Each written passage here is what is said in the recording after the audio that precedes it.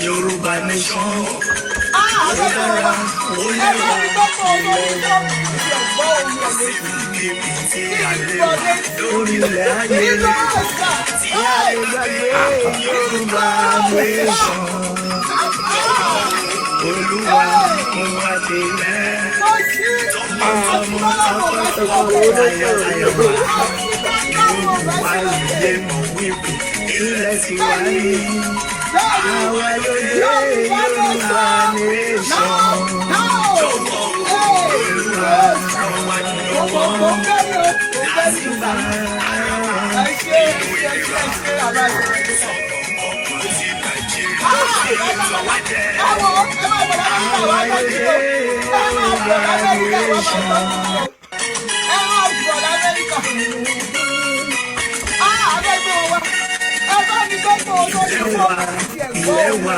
Yoruba nation.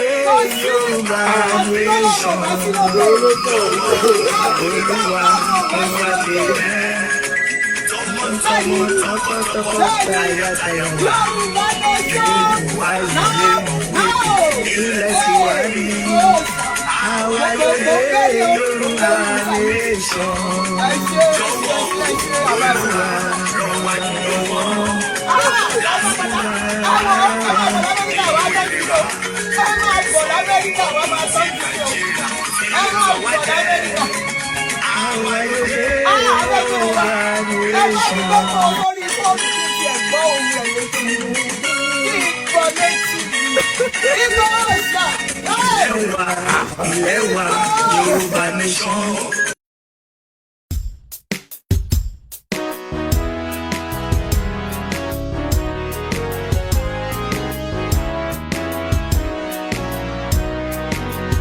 Ekasan, ekale, gbogbo ọmọ Yorùbá, ẹ káàárọ̀ káàkiri gbogbo àgbáńlá ayé. Orúkọ mi ni Sunday Adéyẹmọ tí gbogbo yín mọ̀ sí Sunday Igboho. Mo fi àsìkò yìí mo fi kí gbogbo ọmọ Yorùbá kú aráfẹ́ra kú tí mọmọ wa Janet Fasakin. Ọlọ́run á foríjì wọn, á pàṣìṣe wọn rẹ́. Mo fẹ́ kí gbogbo ọmọ Yorùbá ká mọ̀ kíníkan yìí pé tí àsìkò ikú ẹ̀dá bá tó, òun lẹ̀dá máa ń kú. K'Ọlọ́run jẹ́ kí ọdún jìnnà síra wọn. Ìyá wa Janet Fasakin ìyá dáadáa ni, ó dẹ̀ ṣe gudu méjì ya mẹ́fà lórí ọ̀rọ̀ Yorùbá ní sẹ́kọ̀ọ́, pàápàá jùlọ lórí ọ̀rọ̀ tèmi mi ò mọ̀ tẹlòmíì.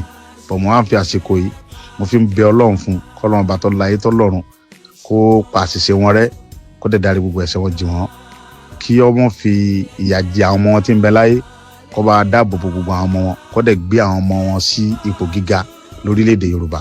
Ẹ ṣé mo dúpẹ́. Orúkọ mi ni Sunday Igboho. Ẹ ṣé mo dúpẹ́. Thank you.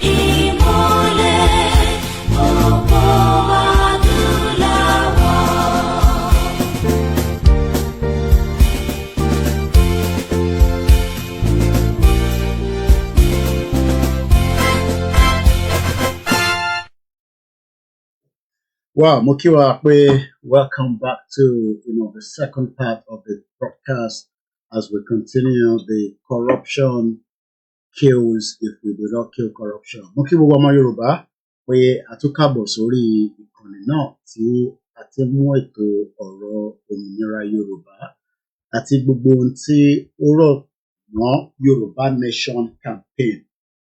My name is OLAYOMI KOIKI, as this platform is called the Koikimedia, bringing the world closer to your doorstep. A tún kíyà wa tó ṣaláìsí, k'Ọlọ́run kó bá foríjì. The burial detail will be communicated at the appropriate time for the benefit of those of us that are asking when is it going to happen.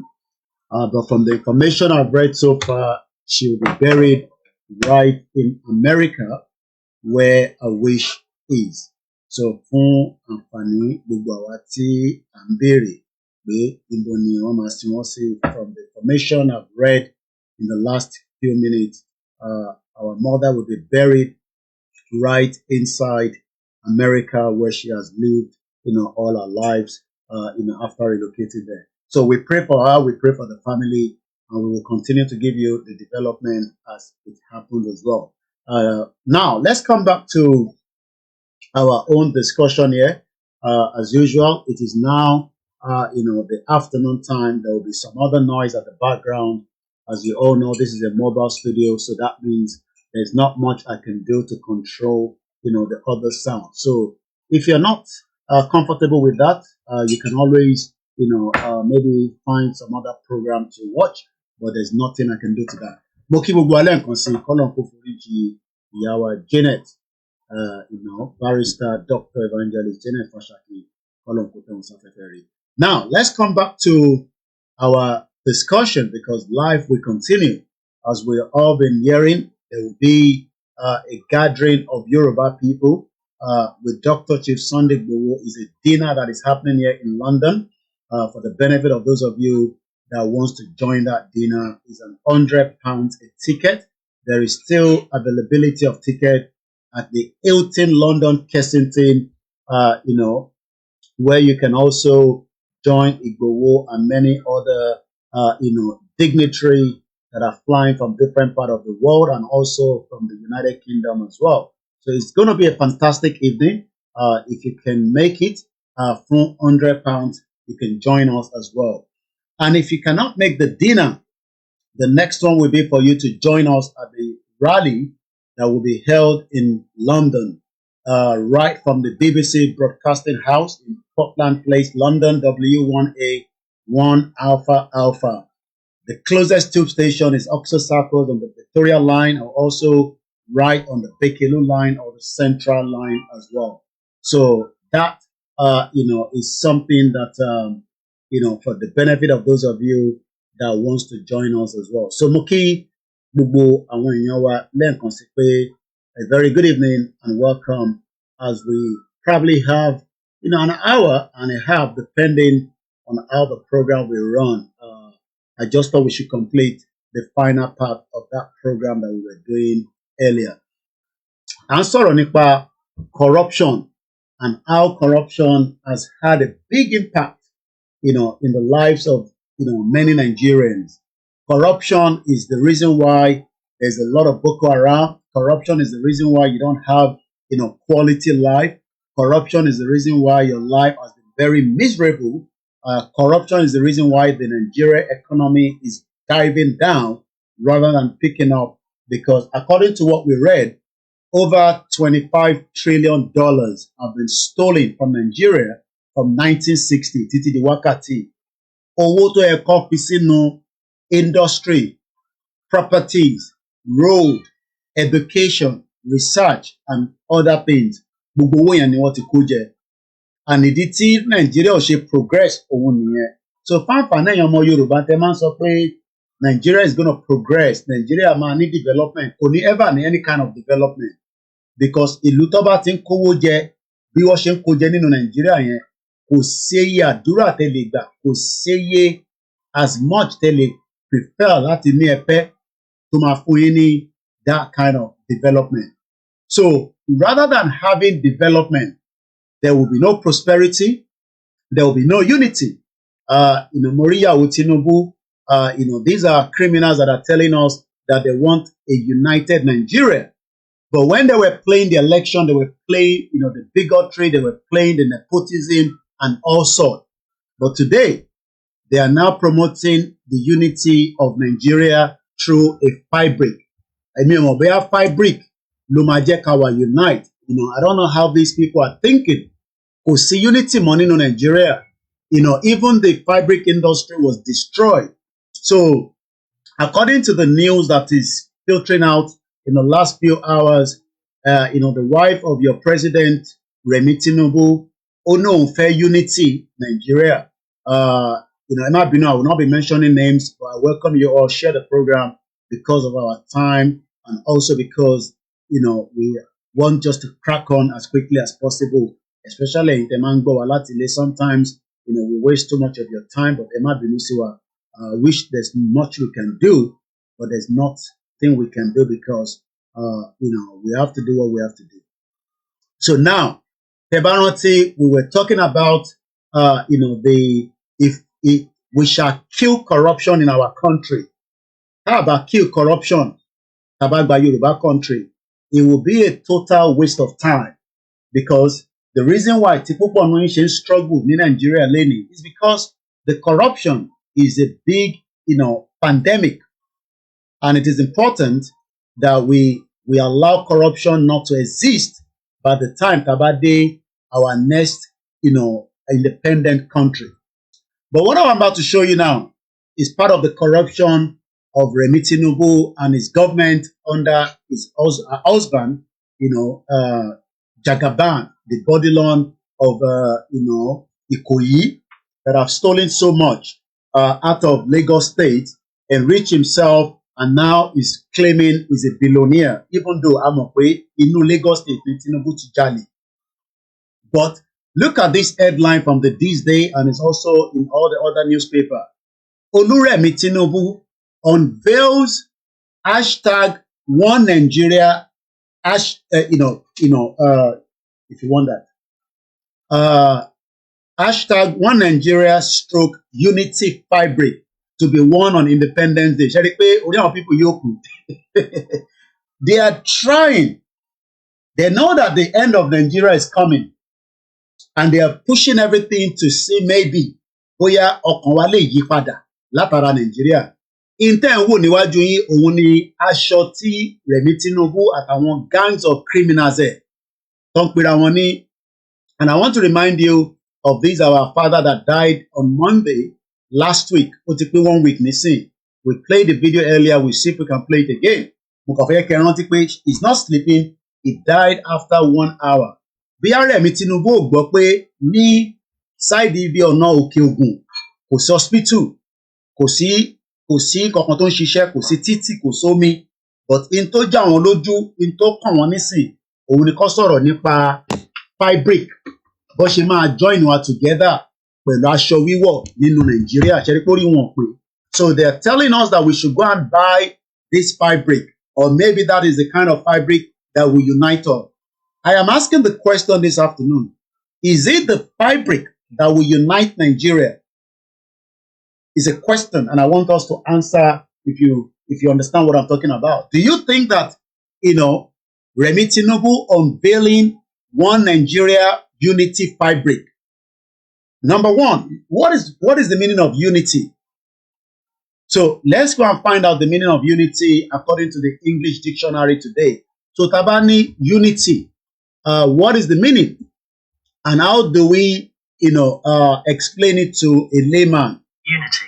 Spell uniform, November, India, Tango, Yankee. Unity.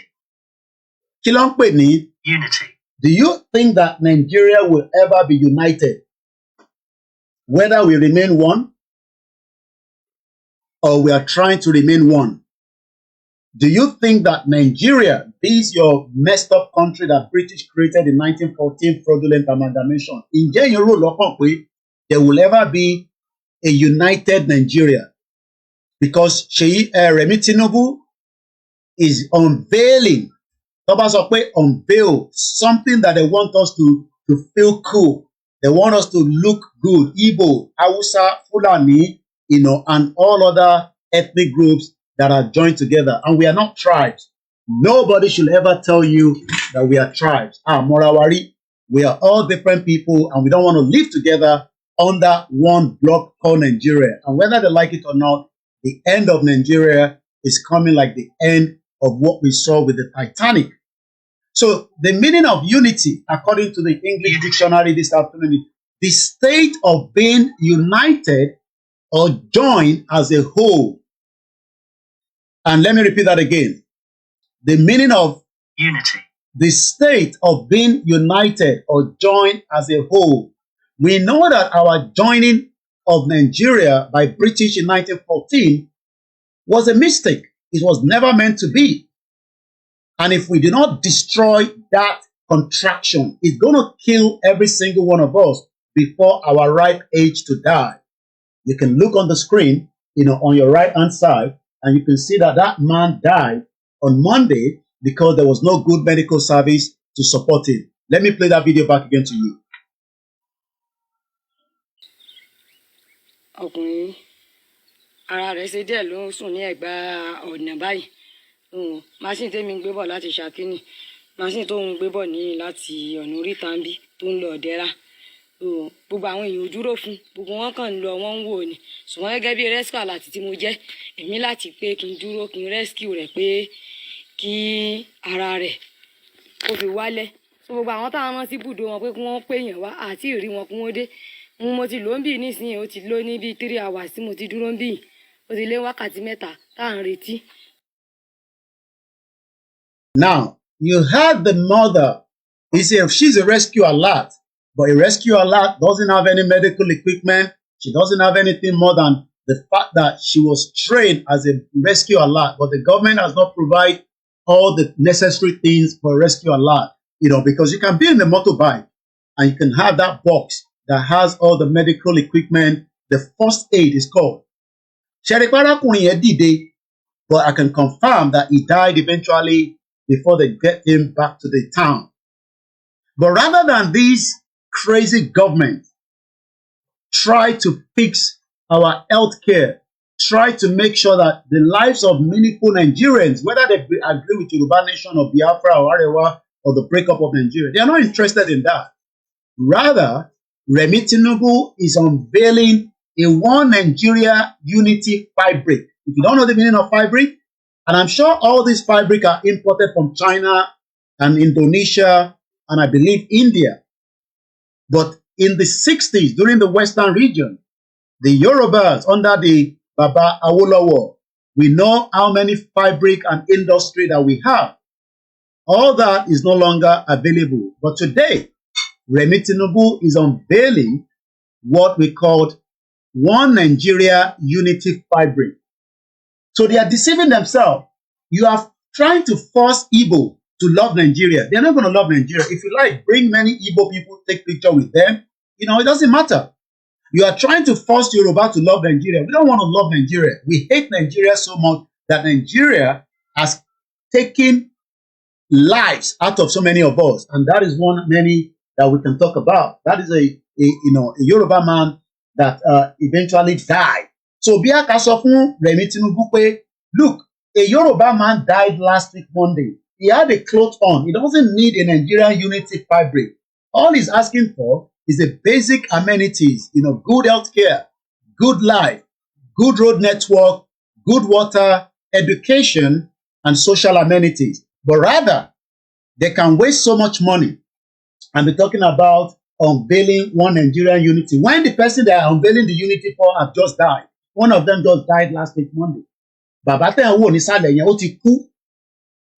After 3 hours, they were waiting for somebody to support them. So if you are one of those stupid Nigerians, I know Nigeria is still a country, but rather than you, start to support the dissolution of Nigeria, your stupidity doesn't want you to accept the truth that there is no amount of unity that can unite us anymore, because we were never one until the British forced their stupid amalgamation on our lives. So let's now go back to the English dictionary to try and find out the meaning of that word unity. And I hope I'm communicating. What is the meaning of unity? Unity is being together or at one with someone or something. So we, the Yorubas, have always been with the Igbos since the 60s. since the 19th century after the fraudulent amalgamation and the Hausa. These are the three major ethnic indigenous people. We are not tribes. Nobody should ever tell you we are tribes. Morawari. There's a meaning for tribe, there's a meaning for indigenous people, and there's a meaning for ethnic. Everything has a meaning. It is the opposite of being divided. We are so divided that Remi Tinubu is now trying to unite us. She's crazy. She's a crazy woman because Tobanchepo crazy ni.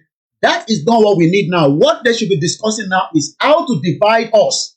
Because we're not ever going to be united. Look, go on the social media and see how the Igbos continue to bash the Yoruba bash the Igbos. We hate so much that, even we cannot tolerate each other. That is the kind of hatred. And this hatred is because the British created it for a purpose. So if you're one of those Igbos that hate Yoruba, it's understandable. That's what the British want. If you're one of the other as well that hate the Hausa, look, we are all human people. We are all human beings. But for the fact that they've forced us to live together, you think the German love the English people. They don't love them, but the English people still go to Germany and have a good life. You think the Italian love the Spanish. They don't love each other.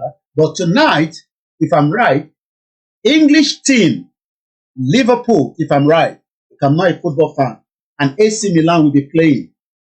They might not like each other, but they have to play under this European League or whatever they call it. So we can have a divided country, and we can then play under African Nations Cup as a Yoruba nation country, as an Arewa country, as a Biafra country, and how many countries that wants to come out as well, because we've seen evidence of countries that are not even up to 1 million. But the fact that a Yoruba man is telling you, oh, no, we can be united. What we are lacking is leadership. You are crazy, you're a bomb bastard. Let us go and lack that leadership under our own territory. I don't want to lack leadership in a fraudulent, corrupt Nigeria. That Babakitoye told us that if you do not kill the corruption, corruption will kill every single one of you. And like I said, a lot of you will die before your 52 years old birthday. It's not because you want to die, it's because the system is just not viable, it's not working. So it's better we kill Nigeria before it kills us. And if you are still one of those that doesn't want to kill Nigeria, look, the constitution of Nigeria just killed this Yoruba man. That's the only way I can put it. Because the fraudulent constitution, we talked about it so many times. This man is expecting the constitution to protect him, to make sure that he gets a dignity while he was alive, but he never got one. Rather, he died.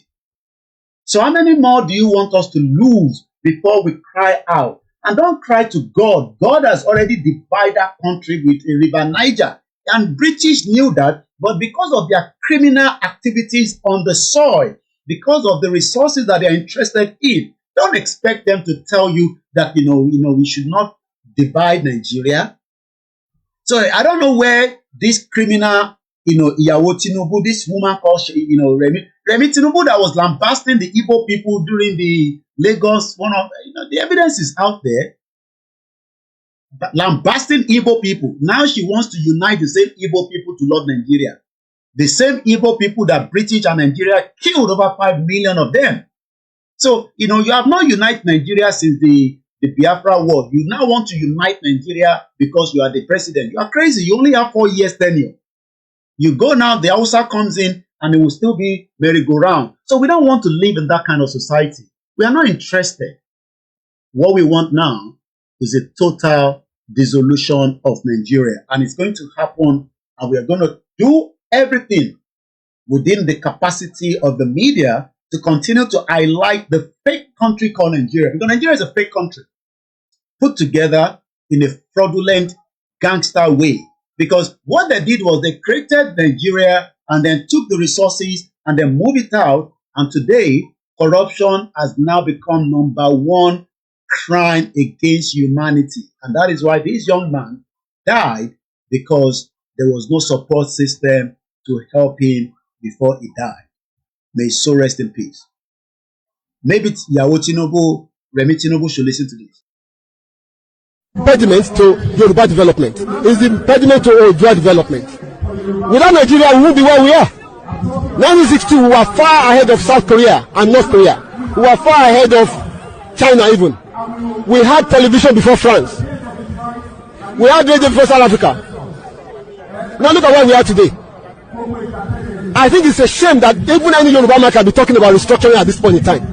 What are we restructuring? This country that is already shot to pieces? I don't think that's what we want. But they are always talking about giving Nigeria a chance. The patience of Yoruba with Nigeria has come to an end. As you've seen, the 1914 amalgamation is the reason why we lost another Yoruba man last week, Monday. How many more Yoruba people, how many more Hausa people must die because of the injustice in the north against them by the Fulani? How many more Middle Beltans have to die? How many more Christians have to die in Kaduna because they are Christians? How many more Muslims have to die because they are Muslim and they disagree with the ideology of the terrorism and the Boko Haram? Why are we telling lies against ourselves that we want to force ourselves to unite? Maybe I should show you this. Okay? Remember, we told you, and don't look at that woman's breast that I'm showing you. We thought it was going to be less than that, but we have now confirmed that after 1 year of Tinubu, over 13,500 human lives have lost. As at last year, it was just under 6,900. I showed you this before. Now we have to calculate this man as well. This one did not die of Fulani terrorists. He died of no medical facility in that crazy messed up country that you're calling a country. But that is never meant to be a country. Now, look at the screen. Former Yugoslavia. These are the countries that came out of it. Slovenia left that union in 1991. Heaven never dropped. Yoruba will leave Nigeria. Heaven is not going to drop. Okay, you that stupid Yoruba man saying shut up. Or denier. Heaven ò ní sọ̀kalẹ̀. Bóun ẹ̀ kó pe Jésù títí kó pànọ́bì kó pe babaláwo. Kò ní sí nǹkan tó máa ṣẹlẹ̀ ju pé gbogbo wa gbọ́dọ̀ padà sí territory wa. Olúkálùkù lọ dé pẹ̀lú ra wọn. You don't want to be dealing with, the Hausas as part of Nigeria. I don't have that strength because every time you want to fight them, they will use this fake constitution. They will use their army. Let us have a Yoruba country where corruption will be used to buy anybody. We will buy you to Bati Jali, even if it's me that I've dived my hand into the government copper. Let them buy me. It's as simple as that. I don't have to be existing. So we will buy you. I'm a buy gbogbo yin ni teba ta láti dé country ta get tiwa. That will be, it's part of the constitution. We must buy you. I'm a kicking you. There's no reason why you should be alive.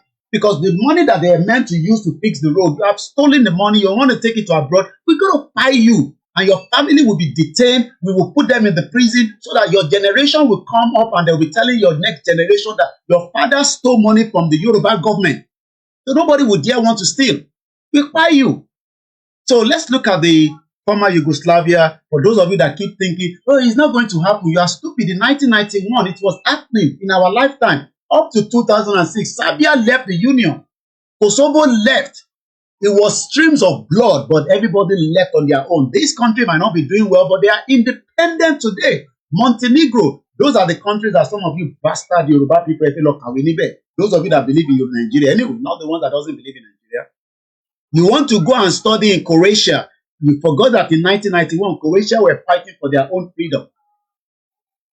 You're right. They can't continue forcing us to be together. They should please allow people to vote and decide whether they want to vote for unity. Fabric or separation, it is time, that they allow people to decide. But Remi Tinubu said, look, it's about the fabric. Fabric, we're talking about human life here that are being, pie every day, and they're talking about fabric. What has fabric got to do with this? We don't want to be part of Nigeria. It is not a must that we have to be part of Nigeria. We don't want Nigeria. British created Nigeria. So let's take you to Macedonia. Macedonia is also doing very well. So while I'm looking at this country, what I'm going to do is, let me be giving you some of the background. We come back to, Remi Tinubu. I think she's crazy. Because how can she be telling us that she will use fabric, that we are going to wear on 1st of October to unite us? These people are crazy. We are talking about division that is on the table, separation that is on the, and don't look, separation is not a war. So I'm going to tell you some of those countries. So we're going to start with Slovenia. So while you are watching the screen, I'll be giving you the details about this country that you have on the screen. Okay? There might be those of you here that I can't show you anything. Shout out to every one of you. Please share the program and invite your other colleagues that are still thinking that they can fix the problem of Nigeria. Even Showore cannot fix Nigeria. That is why he wants revolution, so that everybody fight and we can go back to our tentacle. Now, Slovenia is 2.1 million according to the World Bank. Look, Slovenia left Yugoslavia in 1991. Heaven did not fall down. Maybe I'm giving you the background. I'm on the Google while you are looking at the screen. If you want to Google by, their capital is called Ljubljana. Their dialing code is +386. The area is about 20,271 kilometers. Their official language is not English. They don't have to speak English. They don't know anything called English. It is Britain that forced us to go and be speaking English. We are Yoruba. Yoruba ló yẹ ká máa sọ. Yoruba ló yẹ ká máa fi ṣe gbogbo nǹkan. Kó tó di pa ló ń kọ́ ABC. Kò sí tó kàn wá pẹ̀lú ABC. Èdè wa ló yẹ ká fi kọ́. Chinese doesn't care about English. That's why they send their children to come and study here, learn a bit of English and return back home. But our nation, we've used English to do corruption, to steal, to kill, to maim, and you want us to remain in that contraction. And Yoruba people that have PhD, that have master, will be telling you, no, let's get good leader. Everything will be smooth. You have bastard. I say it. Any Yoruba man that is still supporting Nigeria, you're a bastard. I'm saying it. You don't have to support Nigeria. Why do you have to support Nigeria when we're talking about preservation of the Yoruba people? We have to preserve who we are. If not, one day you will no longer be bearing anything called Yoruba anymore. Look, the Chinese will just be doing all their rubbish on our soil, the Indian, the Pakistan, the Lebanese, everybody, So let's get Yoruba country and get the hell out of the mess. So Slovenia, their official language is Slovenia, okay? Their GDP is 60 billion. Please, it's not a big country, 2 million. That's about population of Alimosho local government per day. Now you go to Alimosho, you'll be fighting there to get the bus. Alimosho is meant to be a country of its own, if we look at it as an equivalent. So maybe some of you don't understand, but we have to open your skull and explain things to you, because some of you, Bia Ashemama Koini Koni, and so Nigeria or country. Look, if you like, go to any of your church, whether Babade Boye, Kumuyi, Parasin, and every one of them, and be shouting, pray for Nigeria. God is not going to answer that prayer, because Nigeria is an evil country. Evil, evil country that has killed its own citizen. And what we need to do now is to kill it before it kills more citizens, because we can't be continuing like that. So, Bernie, Samson, or not Chi said nothing is precious than freedom, but many Nigerians don't understand that. All they want is, they want to become SSA, they want to steal money as well. When we have Yoruba country, if you steal money, we will buy you. We're going to buy you. It's as simple as that. We are not going to be going to court and be allowing you to have it. You will not have even legal team to support you and represent you. Now, I will go buy you straight away. Now, let's go to the next country. Anything you want to know more about Slovenia before we move away from Slovenia is in Slovenia is a country in the Central Europe. Should we look at their passport, the passport index? Let's look at their passport index to see where they are. Again, okay, let's first, is it part of European country? Maybe, I don't know. Let's ask. Is Slovenia? Okay, let's look at the passport index. According to the passport index, and that will tell us which country they can go to, which country they cannot visit. The Slovenia passport, if you happen to have a Slovenia passport, these are the countries that you will travel to. And don't come and tell me Nigerian passport, you can travel to many places as well. You cannot even go to South Africa. Hey, love South Africa. So let's see. You can visit. I want to look at top countries that many of us. So if you have a Slovenia passport, if you manage to get their children, go there and sort out your immigration and you jackpot there, because UK is getting tough, but if you can make it here, God bless you. Don't come and tell me how to get here. I don't care. You can go to Belgium for visa free. The country that is 2.5 million. You can't be inside a country of 200 million. Your country passport, no go Belgium. And Belgium has good relationship with Nigeria. No be juju be that. So some of you think that when we sit here, we don't know what we are talking about. This is how you look at country. Is it the bigger you want or to be smaller and then you can manage yourself? Because Nigeria cannot manage you. Nigeria itself cannot manage itself. So if you're one of those expecting Nigeria will manage you, Nigeria will make you to die and you will die quicker than even what God created for you to live. So we know now that a Slovenia passport will take you to Belgium. So let's go and look at another big country. I don't want to look at African country, because most of them are shit hole anyway. So let's go and look at Denmark, another beautiful place. If you have a Slovenia passport, just travel straight into Denmark. It's visa free. 2 million people. Let's look at another country. France. Why many of us struggle to travel from UK to Nigeria? If you don't have a British passport, you better make sure that you have Shanghai visa before you book that Air France, because they will disrespect you at Heathrow Airport. Okay, one of my friends wanted to travel. They disrespected him. He had to buy a new ticket.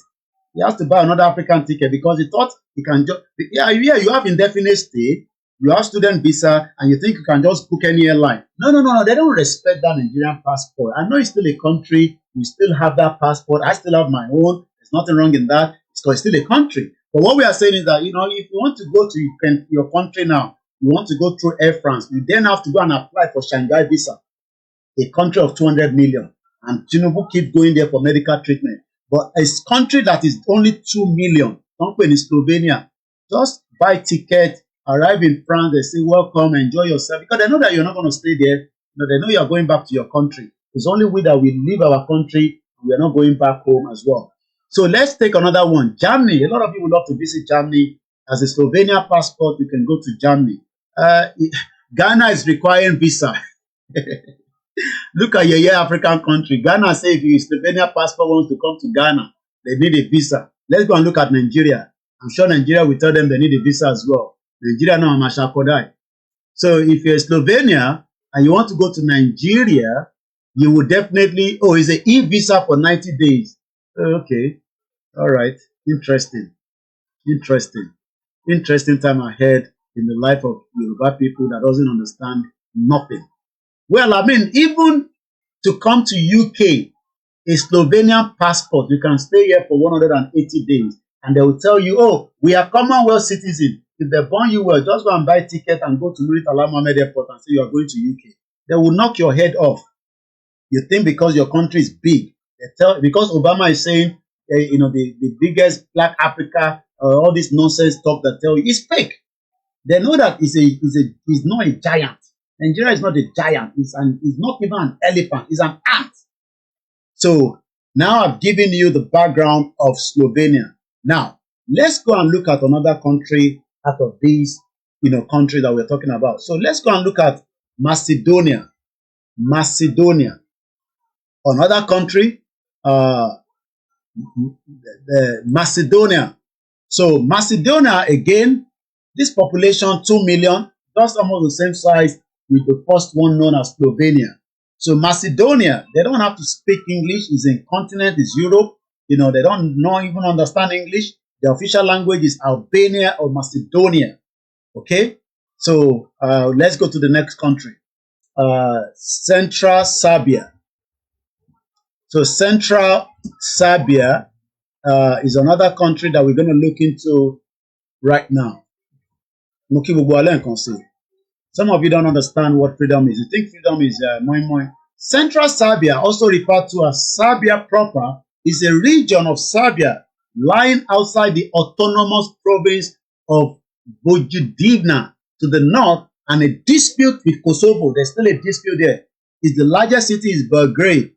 Okay, so again, all these small countries. Let's look at the population of Serbia. So population again is just under 5 million. So they are a little bit bigger than the rest of the other ones. So in case Tobanroque, you need a big country to operate. You don't need it. Why are you praying to be in a big country that is shit? Corruption is there. Your life is miserable. Death is coming to every single one of you every day because of the insecurity. Now, let's go and look at Kosovo.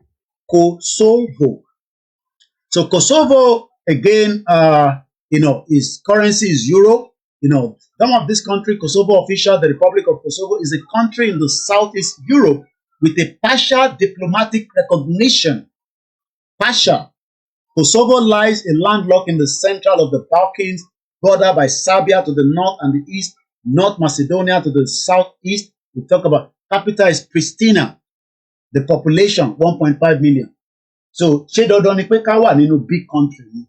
Let's have a Yoruba country that is just under 60 something million or whatever the number is, and we can do well with ourselves. We can, do well with our lives before, we will all get very old, very, very old, and then we will go back to our creator. But you don't want that. You still want Babangida, all these criminals, that they're going to die very soon anyway. It's just that they don't want to die, but eventually they will die because death is going to come to them, especially for the evil they've done on each and every single one of us. So let's go swiftly, quickly, and touch the next one. Montenegro. Montenegro. Again, Montenegro, the population is just under, this one, they don't even reach 1 million. Okay? So you stupid Yoruba man, Yoruba woman telling me to shut up. We want to be in Nigeria. Give me a born Nigeria for you. Your life has been miserable. If you're in Nigeria, it's miserable. If you're outside Nigeria, it's miserable. Okay? The only thing that we enjoy is our own culture where we are. So if they are doing party today in Yoruba community, you will see them wearing Yoruba outfit. If they are doing Igbo community, you will see them wearing Igbo outfit. I don't know whether outside they do any party in Europe. I don't see them much, So why are you not wearing a Nigerian outfit? Why are you not wearing a Nigerian clothes? Why are you not eating a Nigerian food? You know why? Because there's nothing called Nigeria. There's nothing called Nigeria. And maybe you don't know that. Maybe I should tell you with this. There is no land called Nigeria. There is no language called Nigeria. There are no people called Nigerians. We are only deceiving ourselves. We are not Nigerian. Okay, where is Nigeria? Where is the land called Nigeria? What is the Nigerian language? We are nations that had been forced together to live in one pathetic country. So anybody who goes there today to say pray for Nigeria, that person is just deceiving himself, because the people who want to be that Nigeria had not sat down to agree if they want to be Nigeria. The way a woman called Yawo Remi Tinubu wants us to unite in Nigeria. She wants us to unite so that we all go and buy this pipe break, Alora Shaw, and then October 1st, Koiki will wear that uniform and you will wear it as well. And we will all meet in Nigerian High Commission. And we will shake our hand and say we love each other. Yeah, I mean, we are human beings. We love each other naturally, but we don't want to be in the same country. Not everything in this country we love, but we don't have any choice. We are living here, we respect their laws. You cannot abuse the gay, you cannot abuse the lesbian. Because you say you want to live here, if you don't want to live in that society, you go back to a country where they will oppress you. So a lot of us are living here to manage ourselves here. We are given opportunity. A lot of what I'm doing here, I can't do it in Nigeria. It's not a country, and that is meant to be a democracy. But it looks like, Tinubu is now operating, a craziness. So where is the Nigerian language? Where is the Nigerian land? You, this stupid idiot that will come and be telling us is about leadership. We are not talking about leadership here. Come and give me the landmark. Which one is Nigerian land? Which one is Nigerian language? Which one is Nigerian food? Come bastard. So let's move swiftly because there's still... So Montenegro, you where you want to go Montenegro now, and they go tell you, do you have a visa? What are you coming to do in our country? The population is not even 700,000. The whole population of Montenegro this evening is 617,213. Not even up to some of our local government. So let's move swiftly and go to the next one before the last. Croatia. Croatia. I'm sure a lot of them, I think Croatia, they play good football. Ini.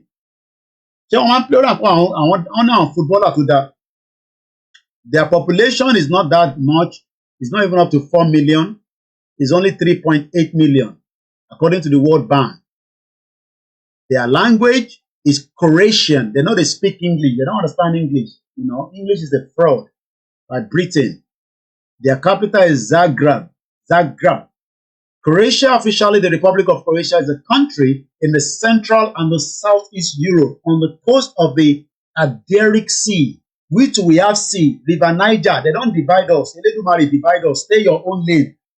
everybody stay on their own until they pour oil and water, put them together, and then Tinubu says, look, Koiki, just help me tell your people on this platform that I've brought a new clothes. It's good for every one of us to wear it in October, of course. It will unite us. So it looks like Nigerian football is not uniting us anymore. So, they've now gone to bring this fabric to come and unite us. Let's talk about the last country before we move swiftly forward as well. Yes, so Croatia, they have a good football team. I know that because I think, at least if I don't even know football, I know a little bit. So the last country is called Bosnia. So let's go and look at Bosnia. Bosnia and Herzegovina. Bosnia and Herzegovina is a country on the Balkan Peninsula in the southeastern Europe. It is a countryside. It's home to medieval villages, just like which we have. The population again is 3.2 million. They have a language, Serbian, Croatian, or Bosnian. So Yoruba people, which language you be your own? English. Stop speaking vernacular, idiots. So it's just on a lighter note. We're not here to curse you. We're not here to disrespect you. It's just to bring your conscious mind that whatever we're experiencing in our life in that contraction today is not our fault. It's the fault of our forefathers that probably did not finish the fight to not even allow the 1914 amalgamation to exist in the first place.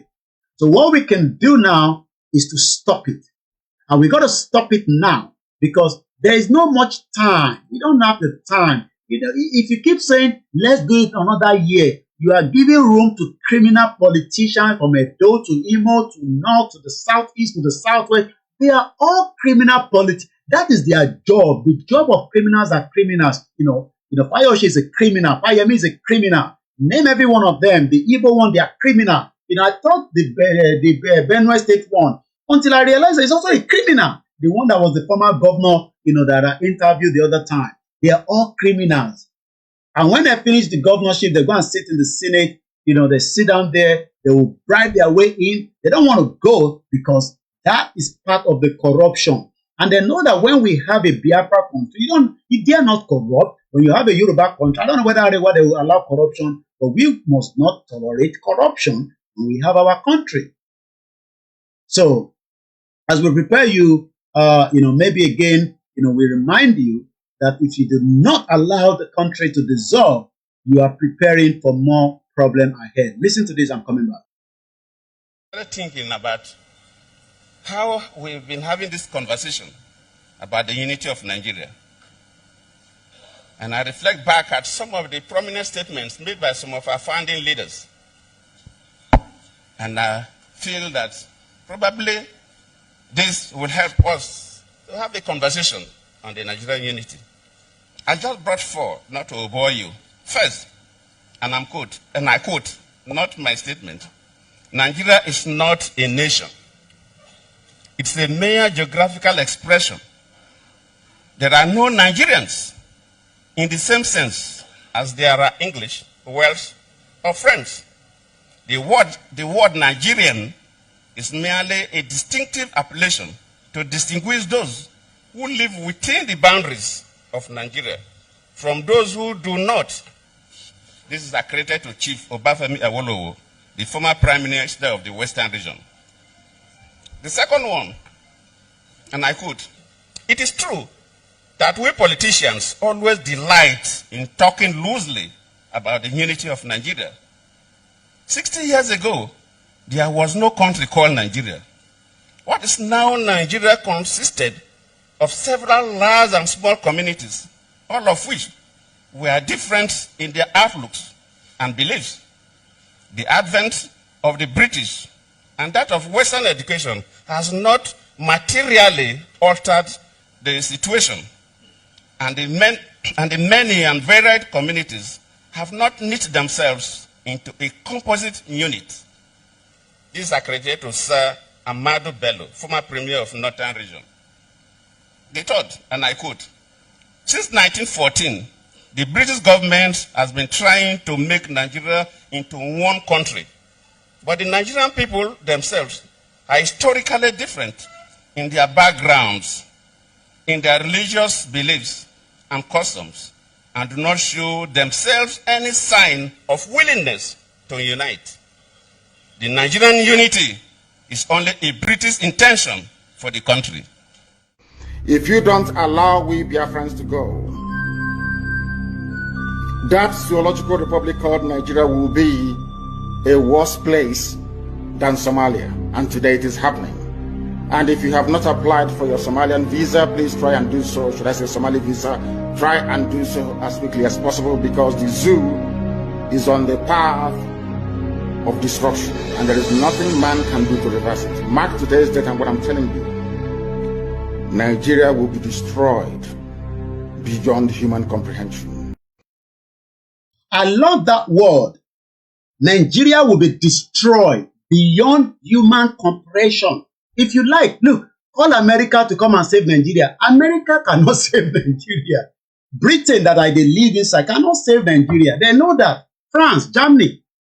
If they like, let them put all their military together, go inside Nigeria. Look, now we get the land. No be America get them. No be Britain get them. It was all the fraud from British Empire that we are now going to destroy. We're going to destroy it. That's the right word. We're going to destroy it. How we're going to destroy it is what you want to know. You're not going to know that. We are not acting movie here. Look, British know what I'm talking about. We're going to destroy that last empire. We will bring it down. This generation, this our generation. Forget about the generation that left that couldn't complete the job. The Awolowo and the Zik and all that, because there were too much frictions that the British was adding to their own, because they didn't want them to come together there. So sometimes people say, hey, don't do with the Igbos. Shut up. I will do with the Igbos to destroy Nigeria. That is the job that we are doing now. Use our media to destroy everything called Nigeria. British MI5 know that I'm talking about this. It's nothing. It's called self-determination. Even the Scottish people want exit out of this union. And I don't see United Kingdom holding for another couple of decades. Maximum 2 decades. This country will collapse.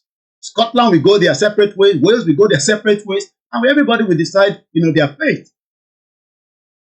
Bomb bastard politicians, criminals. Now, because I need to go and make, I know I'm not in Nigeria. My daughter needs to eat. So I'm going to play this video. It's going to take a while. Listen to your Boko Haram, Sambisa forest. How IBB created another country inside Nigeria. We used to thought that Sambisa was one place that we cannot see on the map. It's like a deep forest. Nalayo, listen to this man. You will be shocked that Sambisa is another country of its own inside Nigeria. Only God knows how many resources is there that they protect it. IBB surround it with fence. How much I don't know, but they are criminal. That's why he went to build his house in the hilltop, and he will not stand up till he die. Because that his leg will never stand up. If you like, let him spend another 30 years on this world. He will not stand up on his feet like we used to know him as a military man. Because he killed Delegiwa and so many innocent Nigerians. And he will see until Biafra will come out. If Abasanjo let him sleep in Mina 200-300 times. We will break Nigeria. The end of Nigeria is where we are. Whether it's spiritual people talking or not, we are determined. We will use our media to expose the lies that the British have done for a very long time, and that's exactly what we're doing. So let me go and prepare, my daughter dinner. Enjoy this one, and I'll be listening from my kitchen. If you're new to this platform, all you can do for me is just share the program and enjoy it as well.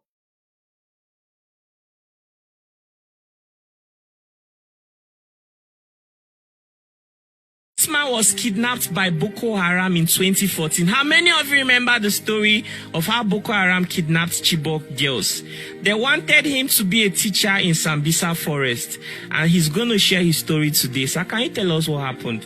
Yes, in 2014, I was in school.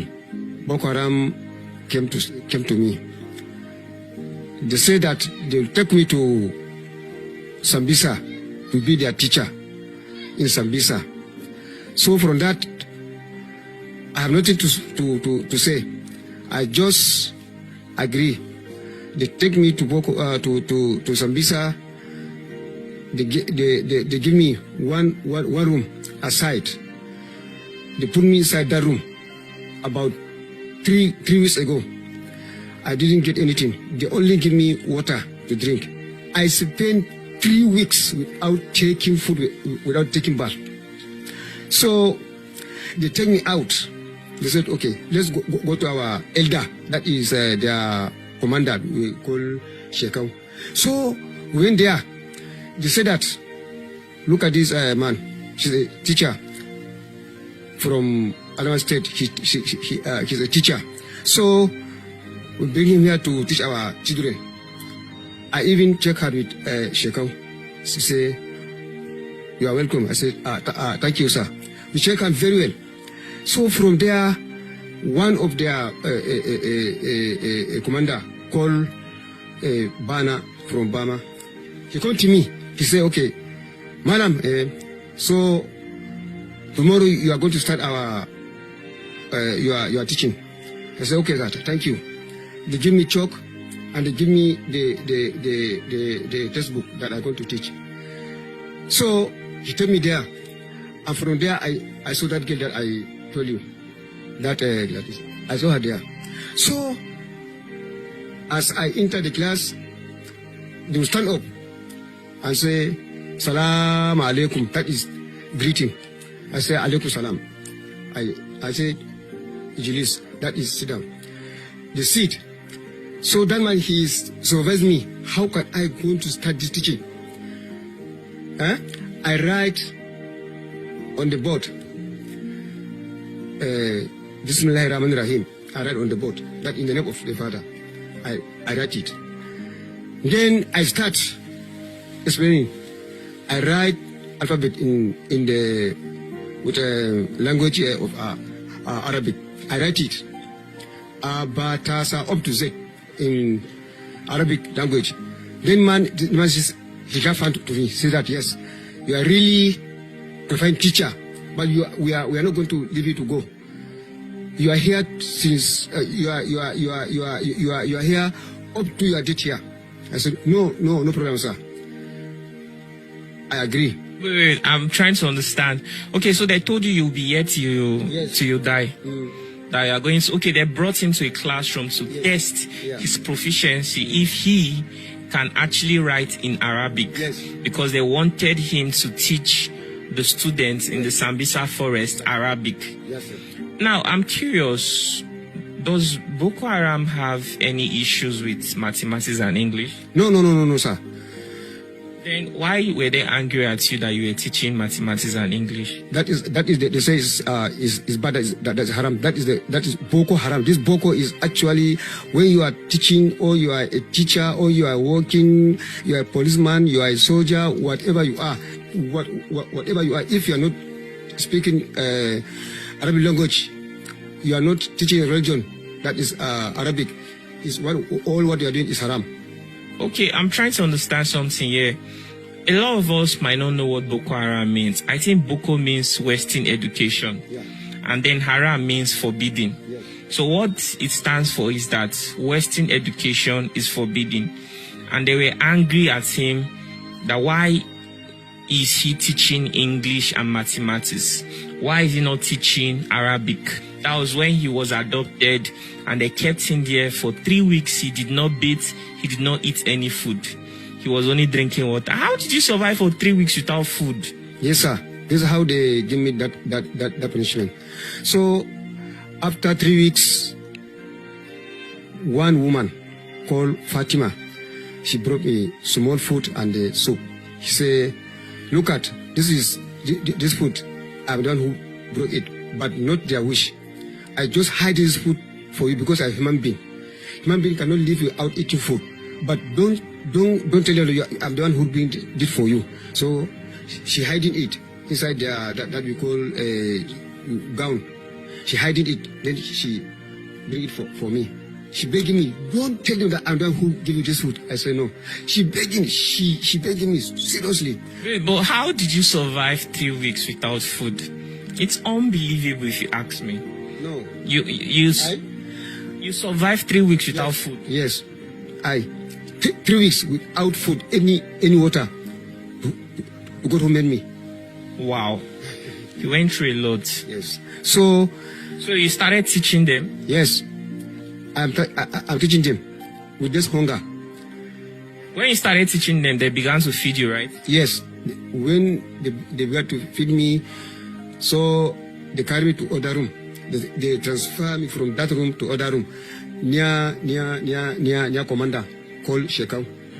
So from there, if in the morning, all of us in the morning, we are used to go to that place and greet that man. If you see that man, Shekau, you are not believe that man. He's a Boko Haram. He's very jovial. He's playing and he's talking jovial to you, and he's not talking something bad for you. No. He doesn't shout, he doesn't get angry. No. He's very friendly. Very, very friendly. You see, she said, you are a very good man. We are going to stay for you ever and ever. You are going nowhere. And we are going to put a watchman for you. That is to guard me. They put two men as a watchman. To make sure you don't escape. Yes. So I told them I'm not going anywhere. And you told them that you are not going anywhere? Yes. That you will stay? Yes. You started enjoying the place? Yes. So, sir, actually that place, actually, I let you tell you, actually, to go to me, that place, hi. If it is that place, and even these people, they are coming to us. That Red Cross. They are coming. Give us food, give us clothes. Red Cross used to come there. Exactly. They used to come there and give us clothes and. Wait. You mean the Sambisa forest where you were kidnapped? Yes. With Shekwao, the Boko Haram commander? Red Cross Society would come there to give people food. They are coming, actually, and that place is not as you know that it's light is there. Eh? Light is there. There's light. Yes, there's pump. There's pump. There's market, big market. There's market. Yes, so people enjoy. Yeah, so that place is not as you see, as you hear that is some for no. The place is very as is built with a big wall there. There's a very big wall surrounding it. Yeah, that man, the time that she was president, Ibrahim Babangida, she's the one who round that place with a wall. There's enough food. Enough food. Seriously, enough food, sir. But as you see, what other things were people enjoying there? Huh? What other thing were people enjoying? Yeah, we are enjoying. We are working together and talking together. But you are not talking any word except Arabic. Or if you're not hear Arabic, you talk in Hausa, but you are not allowed to talk in English there. You're not allowed to speak English? No, because it's haram. Okay, they don't promote English? No, they don't. What are some things that Boko Haram don't tolerate? No, sir, these people, if they catch you that you are taking cigarette, they'll shoot you. Cigarette? They shoot you down. If they take you, if they say you are telling lie, something is not correct that you don't lie. If they verify that this what you're saying is lie, they'll shoot you. So they have very serious discipline. Yes, exactly. I also heard that if you put on clothes like this, you are not supposed to wear English cap. Actually, that if you also wear trouser, the trouser should stop here. Like this, you see, this is how they are. And I can't wear trouser that stop here. And if it's shoe, I can't wear this kind of shoe. No, actually, the shoe that they want that private people use, or boot. But if you see them dressing, if you don't understand, if you see them dressing, you think that they are army. But the difference only in this thing, they have the something to round their hair, their head. That's the difference between them and soldier. But they have camouflage and the boot, and they have many guns. Sir. They have Mark 4, B3, any gun, any weekend gun. The people they have it. How they getting this gun? Actually, I don't know. Actually, I don't know where people that get that gun. In the camp, did they give you any woman? No. They didn't give you any woman? No. They told me that you are not going to give you wife here till we see your attitude. Or till we see how you are moving here. Then we are good. Then we are give you wife there. So that man called Suman Buba. came to me and said, Madam, get ready. I said, what? Get ready. I want you to go out today. I said, how? I said, no. They are planning to kill you. But I don't want two civilians to kill you. They are planning to kill you. So get ready. As you are my teacher, I'm not allowed anybody to kill you here. If I allowed it, God will punish me. I said, thank you. He give me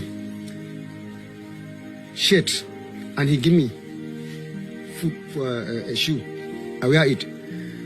He convey me with machine. Actually, that way, I never see that kind of forest in my life. So this man convey me with machine, sir. Huh? He speak like on the like on Mero.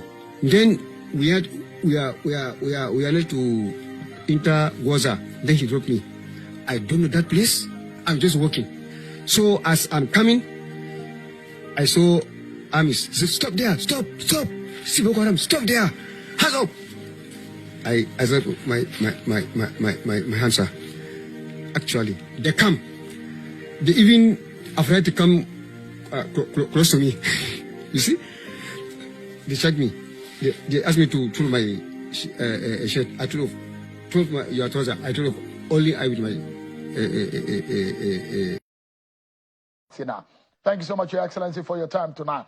My question earlier is that are there political motivation for the rise of banditry in the the northwestern region of the country? Who are those that are backing or supporting or fueling banditry in the region?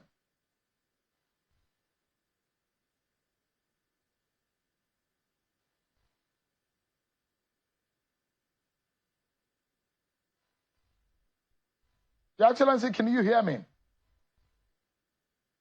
Yes, please, can you repeat yourself? All right, so I'm saying, my question is, who are there those who are backing and politically motivating banditry in the northwestern region? Thank you very much. There are so many insinuations as to what causes the banditry in our region. But to me, and to my understanding, and from the little knowledge I have, being the governor of the state for almost a year now, I understand that the issue of the hypothesis behind political motives about banditry is not true. I think purely what causes banditry in our place, the root cause of it was injustice. There were a lot of injustices that were done on the planet, which causes this problem to spring over time. Imagine a sitting governor telling us that injustice is the reason why we are facing a lot of insecurity in Nigeria. Bí ẹ̀gbọ́n kan tó sọ, ó ní is because of the injustice to Fulani that is not part of Nigeria at the beginning. Fulani that only came into Nigeria in the 18th century, when Yoruba land has been existing as far back as more than 13,000 years. Ó wá ní injustice to the people that came to kill, maim. Let's listen further. This is Koikimedia at exactly 6:20, almost 6:20 p.m. local time. Mo kí gbogbo àwọn tíìmù wa. Bóyá ẹ̀gbọ́n kan tó sọ, ẹ jẹ́ ká continue. This thing has been with us for a very long time, and it has started small, and it has grown big now. And then there are some collaborators from the houses who are staying within the towns, who are serving as the providers of logistics to those bandits. But the issue of the hypothesis behind there is some foreigners involved, there are some people from the foreign land that are coming to inflict this thing on our people is purely a political statement by some people who just want to use that as a political goal to them. In the issue of security, then secondly, what also causes the recruitment under the logistic services for the bandit was as a result of poverty. Because of price. So because of poverty, people have now decided to arm themselves because of poverty. Can the Yoruba people also start arming themselves because of poverty? Since there's poverty in Yoruba land, since there is poverty inside Yoruba land,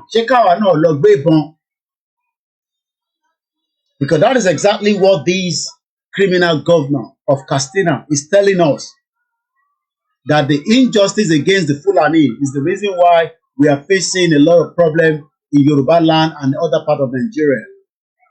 And he also said, and I quote from his own word, that it is because of the poverty. So poverty has now allowed them to invade the military barracks, kill innocent Nigerians for ransom, and nothing has been done.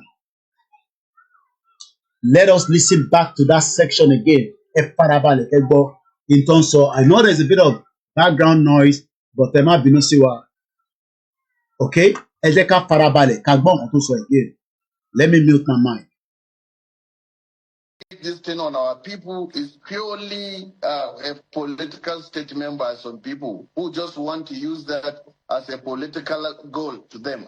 In the issue of security, then secondly, what also causes the recruitment under the logistic services for the bandit was as a result of poverty. Because surprisingly, with 2,000, 5,500 naira, you can be able to convince some of the youth to. So can I also convince a Yoruba man that, look, I will give you more than 500 naira and you will start terrorism? Terrorism, see, we can no longer live in this contraction. A sitting governor is telling us that, look, for 500 naira, anybody will carry gun, they will join Boko Haram. So that means how many people are ready to join this Boko Haram and how many of them have already joined? Let's finish listening to this governor of Katsina State. Join into this exercise which brings about money. And now it has turned out to be a business venture. So terrorism has now turned to business venture. Business venture. Káwa náà kúkú start this business venture since they've been able to destabilize Nigeria. Because the reason why an average Nigerian cannot travel from point A to B is due to the fact that there's so much terrorism happening on our land. But we don't want to go through that route because our kinship terrorists, and we don't want the international community to see the Yoruba people as terrorists. So what we then need to do is to ask for self-determination under the United Nations, which is exactly what we are doing right now. Because our no terrorism to pull out of Nigeria. Look, we can become violent. People think that, violence is for one person. No, violence, look, the British use violence against us, but we don't want to go through that route. That is why we want to be peaceful. Mokibubua. Hey, Gwamidada. So why not allow us to pull out using the self-determination so that we can have a peaceful future? Let's leave this, another stupid northern governors telling the Yoruba people and Nigerians, well-educated people, that look, you cannot do anything because poverty is on the land, and we will make sure that these people will continue to invade your territory. But somebody warned us, but because we are Yoruba people, we don't listen. Which is it for you, Dr. Obadiah? Do you think the government is unwilling or unable to protect the people of Southern Kaduna? In fact, it is not only unable, it is unwilling, and we have good reason to feel that they are part and parcel of the killers. Let me make some revelations. That's a very big allegation, Dr. Obadiah. The government I'll play that again. Do you know that these journalists, I laugh when this allegation, which allegation? Which allegation? Malafia had a first-hand intelligence that the people that this man is talking about, this teacher, is saying that, look, this teacher was kidnapped in 2014 into Sambisa. We thought Sambisa was a forest, but it's not a forest. Sambisa is another country that Babangida created to fight the jihad against other parts of Nigeria. But Malafia warned us all. He told us to prepare, that the people behind it are the same sponsorship of the government and will not sponsor terrorism. But Yoruba people, we are too lenient. They kill us, we will shout. They massacre us, we will cry. I don't know what we are crying for. America is not going to... Look, America is not coming to save you. Neither is Britain going to save you. We need to save ourselves, and that is why self-determination will be able to do justice on that. Let's go back to Malafia, and may so rest in peace. You're watching Koikimedia Live at exactly 1 hour, 16 minutes into the program. Is part and parcel of the killers. Yes. That's big. Yes. Yeah. Okay. How would the government just say, oh, it is revenge killing and so on? Then you leave it there. Oh, because it is revenge killing and so on and so forth. The body language of this administration, the body language of the state government shows clearly that they have a hand in the killings. No doubt about it. Because, you see, General Abacha, and but we can cite you, we can steal you, we can see your comment. We appreciate you all. Please continue to share this program. It is important that we educate millions of Nigerians, that we don't have issue with each other. We can never be united.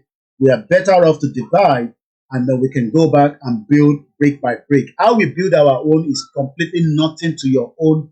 No, that's not the. How we build our own country is not your problem, the Biafra. How Biafra build their country is not our problem. If Arewa wants to be an Islamic country, it's entirely up to them. If they want to allow more terrorists in their country, but we don't want that, and that is exactly what Malafia is saying. I'm going to move away from Malafia. I want us to now listen to Chief Tola Adeniyi, even though, I might not agree with him now because of his views with Babakitoye, but he spoke very well in some of his previous video, and that's the reason why I'm still using this video, because he said something that in 1,000 years, so how the Yoruba people are thinking that we will do with Ganduje? Don't you know that Ganduje is a Fulani? Ganduje is giving birth. The Ganduje family has married the Ajimobi. That's they're creating another family of Fulani stroke Yoruba people. And yet, you think that we can become friends because some of them have married us, like Oluwo and all these stupid bomb bastards that are thinking that, oh, you can manage them. You cannot manage these people. So let's leave Malafia, and the next video coming up now is Chief Tola Adeniyi warning the Yoruba people, even in 1,000 years. Let's agree that we have used 400 years. Are you saying that in another 600 years, we still will be fighting to save our people? Why not let's kill Nigeria right now, bring it back down, go back to our own different territory, and then build a country full of security that will not allow such to happen in our lifetime and after we have all died. Once again, this is Koikimedia, bringing the world closer to your doorstep. Let's go into that video now. They drink, they fornicate, they do all the things that all human beings do. So it's not a question of religion. There's no question of anybody being truly a Muslim there. Even I knew a chief judge who was supposed to be leading Muslim prayers, who anytime he came to me in my official residence, he would put a brandy or whiskey in a mug and be drinking, and they will smoke and all that. So I don't think it's religion. When they started this Sharia, how many of them are obeying the Sharia? How many of them? No, not none of their leaders. So it's not religion per se, but they use religion to deceive people and say Hausas were not Muslims at all. So they say, well, let's give you a superior religion. We'll give you Islam. But that didn't apply to the South because we've had Muslims in Yoruba land even before 14th century. So truly, what we are fighting against, or what is going on, is clash of culture. And civilizations. And civilizations. That's right. Not really the Fulani versus the Igbo or the Fulani versus the Yoruba. No. It's clash of civilizations. Yes, clash of civilizations and clash of cultures. Yes, you're right. That means we have not really integrated as a people. Never. We have never been. So the word the Nigerian people is a fallacy. Is that what you're saying? Yes. Because, again, in those days, you will say, there have always been Igbo markets, Hausa markets in Enugu. There have always been Sabos in Shagamu. But those Sabos were occupied by Hausas. Hausas are peaceful people. We traded in Kola North. We did even the few Fulanis that came with them at that time, when you had a Sabo in Shagamu or in Ibadan here, they would still look for one Fulani man and make him their Seriki. How did the Hausa accept they were subdued. They were subdued. Despite their large number. Yes, they were subdued. Of course, they killed, they ruined, they extirpated their 7 kingdoms. They killed their 7 rulers and took over under the guise of religion. Another thing they used, they used the word corruption. Oh, your people are corrupt. We are saints. Your people are corrupt. They've always used the word corruption to deceive people. But the jihad is over. How come the Hausa man is yet to claim that Hausaness again? It's just now that the efforts we are making in the South have begun to yield fruits. You will be surprised to hear that now in Hausa land, we now have Hausa Christians. Never had that before. Never. You now have Middle Belt Forum that are saying we are not Northerners, we are Middle Belters. We are not Northerners. Don't call us Northerners. Now, when you see a Jukum man or you see a Lantan man and you say you are Hausa or you are Fulani, he will be angry. He may even draw his dagger. Don't call me Fulani. I'm not Fulani. I'm not Hausa. What we did not know until recently is that when you call a Fulani man Hausa, he will be angry. He will say Banzani. Because he knows that I'm superior to Hausa. Can you say I'm Hausa? But before now, before Buhari came to establish his suzerainty over Nigeria, we all lumped all of them together for Northerners. And like I wrote some 4 years ago, there's no North. There's no North that we used to know. The North is dead. There's nothing called North anymore. So there's a Fulani now standing on his own. He's standing on his own. There's no more North. If they try any war today, oh God of mercy. The kind of cohesion you had in the army, the military in 1966, will never happen again in this country, if there is a country at all. You will not find a Hausa soldier now, an Igbo soldier going to Enugu to kill a fellow Igbo. You will not even find an Igbo soldier coming to Ibadan to kill a Yoruba man, or a Yoruba soldier going to Enugu to kill an Igbo man. It will not happen again. So the Lantan people, the Benue people will never ever allow themselves to be used by any Fulani mischief maker. So if I'm getting you right, your argument is that the Fulani hegemony has been broken. Dead. If the Fulani hegemony has been broken, yes, does it mean that the social structure of Nigeria is about to witness a very hard hit that will lead to a new Nigeria? Yes, for those who agree with you to the extent of the fact that there are still some people who want a Nigeria, a group that I don't belong to. But for such people, yes, with the weakening of Fulani hegemony, there could be a Nigeria that will integrate the Suba Fulanis, the town Fulanis, and still reconstruct, rebuild, and then have a Nigeria that should be. But I, as a person, as Tola Deni, believe that it will take probably 1,000 years to change the mindset of a Fulani person, whose philosophy is kill, maim, rape, send away people from their land and let me occupy it. That is the bush Fulani. It is the bush Fulani. Not the town Fulani. Not the town Fulani. And the town Fulani is more in number. No! The town Fulani is less than 1%. How did you get that figure? Oh, go and find out. Let them allow. Let them allow. It says, "Who are the town Fulani?" There are very few. The ones who have in Abuja, or the few that dot spaces in Sokoto. I'm sure that that Sokoto, as we speak, is not a Fulani. It's not a Fulani town. Is it not? No, that's the mistake we make. Zamfara is not a Fulani town. There are more houses in Zamfara than Fulani. There are more houses in Kano than Fulani. But the Fulani govern. They are in town. They are in charge. Yes, so it's their town. Yes. By subterfuge, by cunning, by crookedness, by all sorts of gimmickry. Or by integration. Not integration. By intimidation. Did you hear that word? By not integration, by intimidation. So the mistake that the Yorubas are doing, and those call themselves Nigerians, that they think that Ganduje is a good man. They don't know that Ganduje has the same blood as a Fulani man. They think that he has become a normal person because he's schooled in Ibadan, as he always tell us. And there are many of them like that. The El Rufai. You heard that there's nothing called Sokoto. The Sokoto Caliphate have been destroyed long time ago.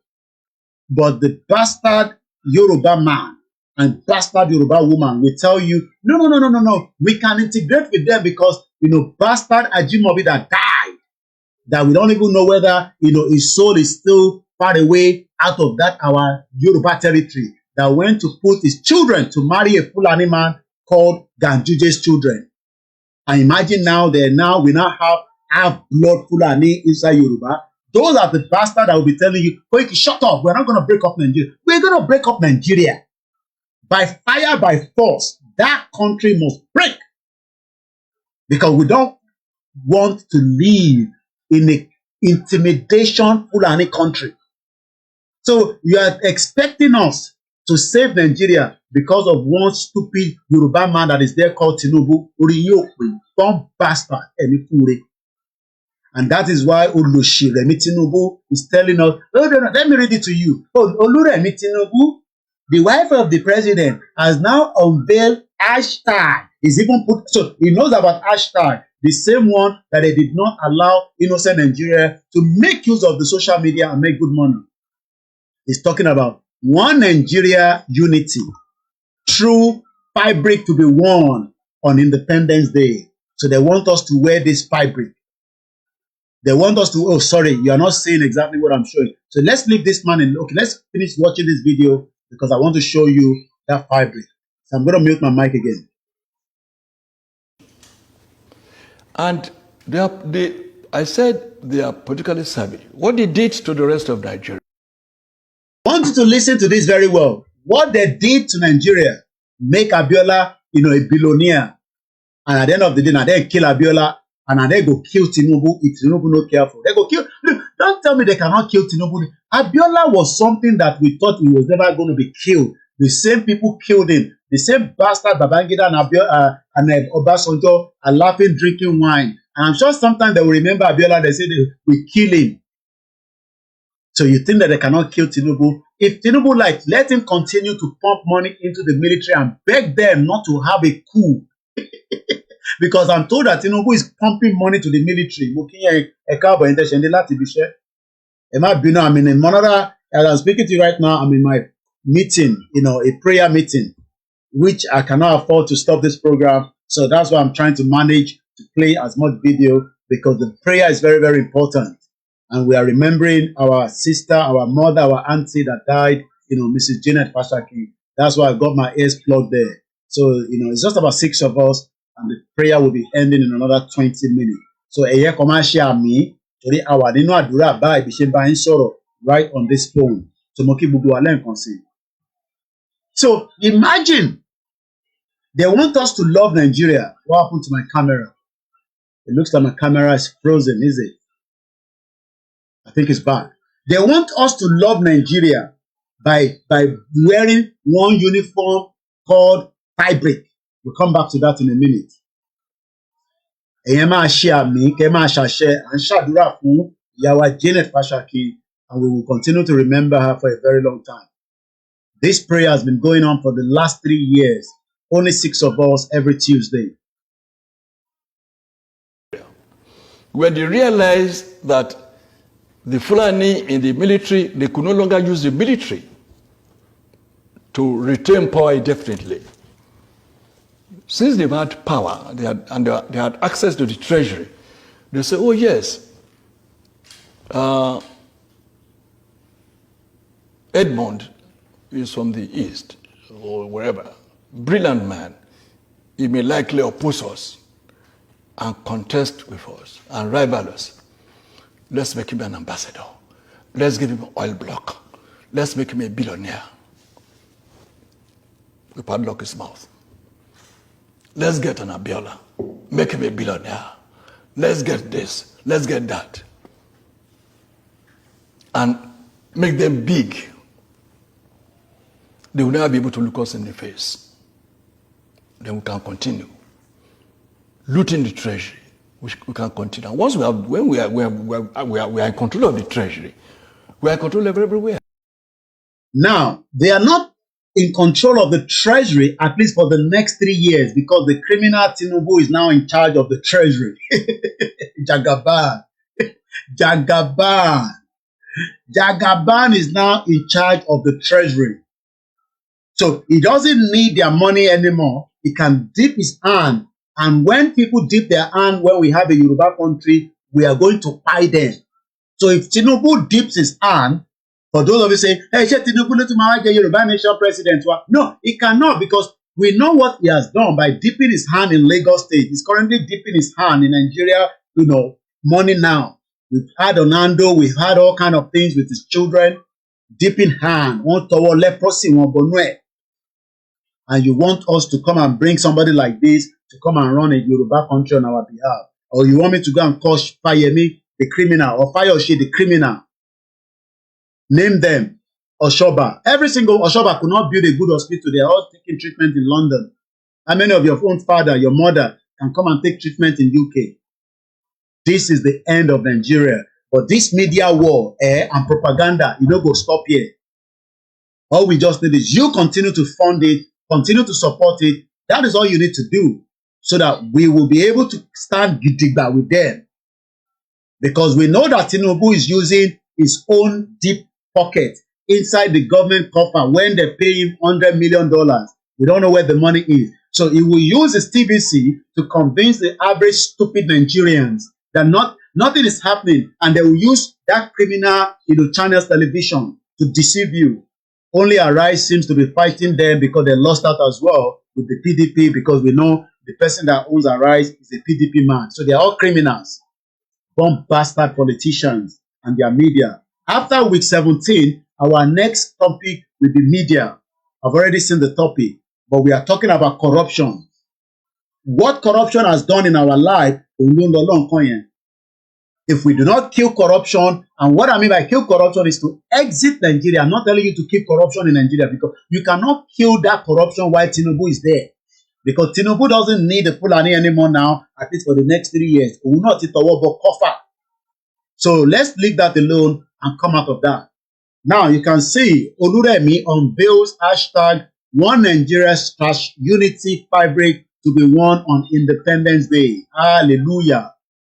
So let's read quickly. The First Lady, Senator Oluremi Tinubu, yesterday unveiled hashtag One Nigeria / Unity fabric, a symbol of national unity and cultural diversity, with a declaration that the fabric will be worn nationwide to commemorate this year Independence Day. Go better for you, Olushi. So we are talking about Nnamdi Kanu, that your husband should have released. You have not done that. You have not even think about that. That can bring some kind of unity to start with. So you want uniform to be put on by the Igbo people, or the Biafra they call themselves, and the Yorubas. Maybe the Afonjas will be wearing it. Don't expect people like us to wear it. So these people don't care about humanity. Nnamdi Kanu is still there. Going to how many years now? Let's agree that Tinubu did not kidnap him. So only Tinubu okwe, láti mọ̀ pé ẹ kó release Nnamdi Kanu.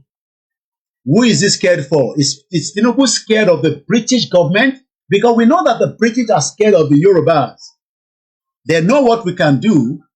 They are very concerned. They're worried because they know that you can't release Nnamdi Kanu and you will tell him, "Oh, don't do Biafra nation anymore." Are you mad? Are you mad? So you think that because Nnamdi Kanu you will release him, say, "Oh, Nnamdi Kanu, oh yeah, sign, no more Biafra nation." Bomb bastards. So they are more concerned about the firebreak than the kidnap of Nnamdi Kanu by Boko Haram, dead or alive, like I always call him. Doesn't matter whether he's alive, he's dead. What difference does it make? The man will not die. What has been is different. This is not the time to joke. This is the time to support the dissolution, the amalgamation of this fraudulent country they call Nigeria. And the media job is bigger than anything, apart from Igboho is giving us 7%.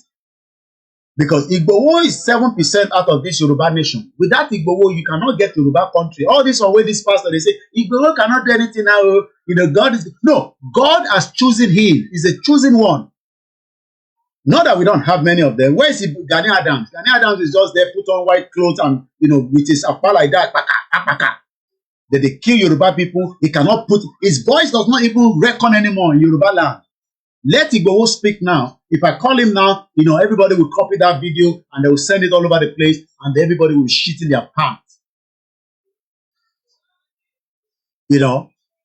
So look at Remi Tinubu. Out of all the problem in Nigeria today, they are more concerned about Asho, Amawo, Asho, Loma unite you. So they think that fabric will unite us. These people are crazy. They are bomb bastards, like I always call them. So if you are one of those Yorubas, you sit down in your corner and say, Koiki, shut up. You know, go better for your papa and your mama.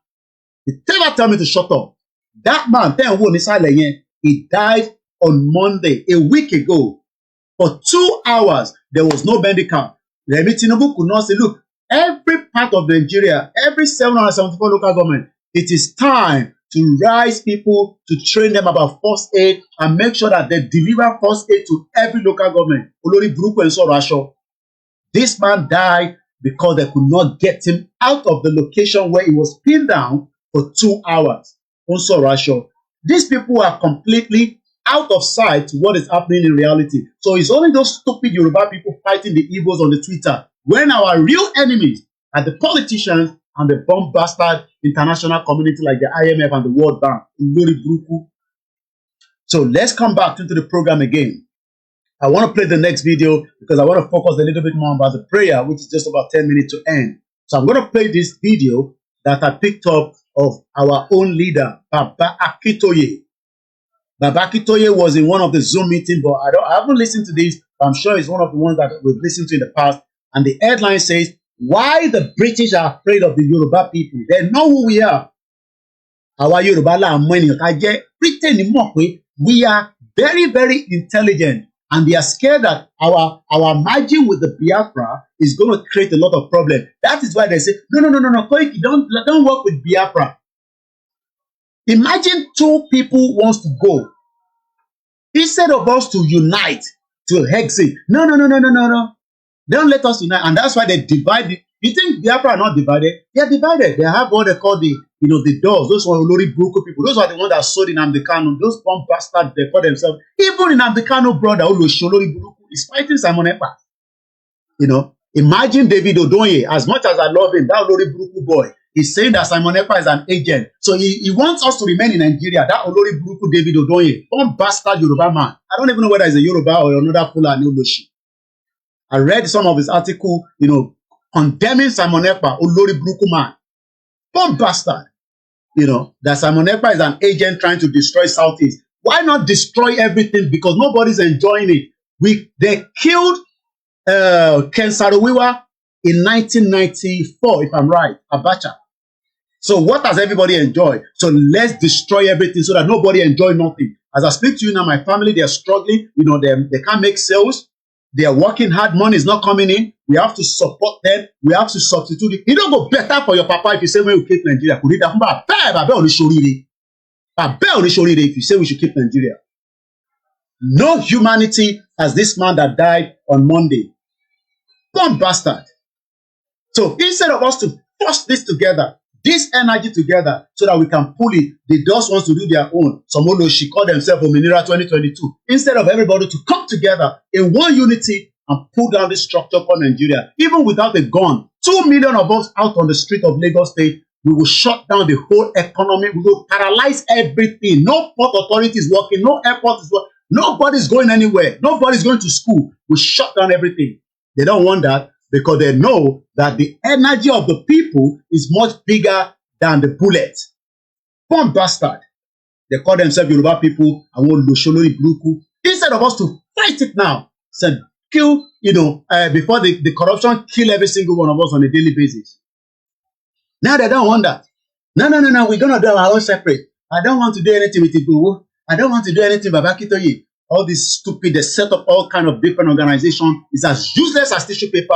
Those organizations doesn't have any they don't even get balls like Igboho. Igboho is coming to London. You better come and take picture with him. All these your groups that are nothing. Igboho is still in Africa. He is still going in and out of Africa. Benny, Egbomi triple DRS. Olori Bruku people wants to come out in uniform to celebrate a failed nation. Did you hear that?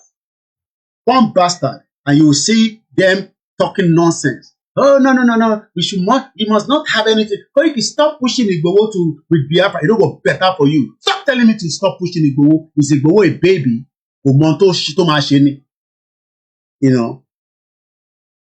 So let's play Babakitoye, like I said, so that I can focus the last few minutes. We're still praying for my mother, Janet Fashaki. If you don't know who she is, she died last week, Friday. May her soul rest in peace. It was a very, shocking death to many of us, but there's nothing we can do. Let's just see her again before we go and play Babakitoye.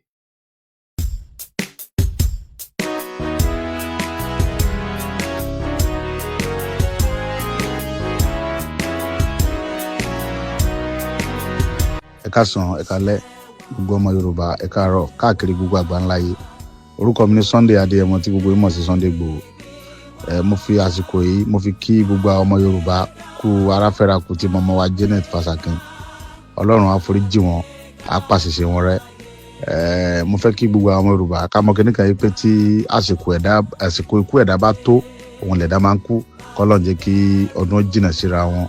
Ìyá wa Janet Fashaki ìyá dáadáa ni ó dẹ̀ ṣe gudu méjì ya mẹ́fà lórí ọ̀rọ̀ Yorùbá ní sẹ́kọ̀ọ́ pàápàá jùlọ lórí ọ̀rọ̀ tèmi mi ọmọ tẹlómi. Bọ̀ mo á fi àsìkò yìí mo fi ń bẹ Ọlọ́run fún k'Ọlọ́run bá tọ́ láyé tọ́ lọ́run kó pa àṣìṣe wọn rẹ́ kó dẹ̀ dárí gbogbo ẹ̀ṣẹ̀ wọn jì wọ́n kí ọmọ fi ìyà jẹ àwọn ọmọ wọn tí ń bẹ láyé kó bá dáàbò bo gbogbo àwọn ọmọ wọn kó dẹ̀ gbé àwọn ọmọ wọn sí ipò gíga lórílẹ̀-èdè Yorùbá. Ẹ ṣé mo dúpẹ́. Orúkọ mi ni Sunday Igboho. Ẹ ṣé mo dúpẹ́. Thank you. Ẹ bá mi gbọ́ lórí fóònù kí n tiẹ̀ gbọ́ ohun ẹ̀ létí mi.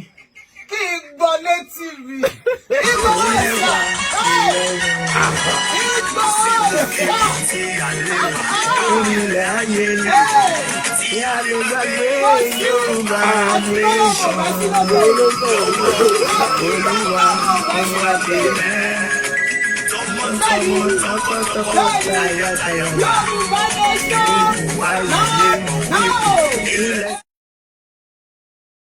Look at that energy. Look at the fight inside our spirit. Look at the fighting spirit. You no want fight for Yoruba nation. You where they don't even know. You dey inside Nigeria, they suffer. The person where they inside America, she's doing very well. Look at that vibe. Look at the energy.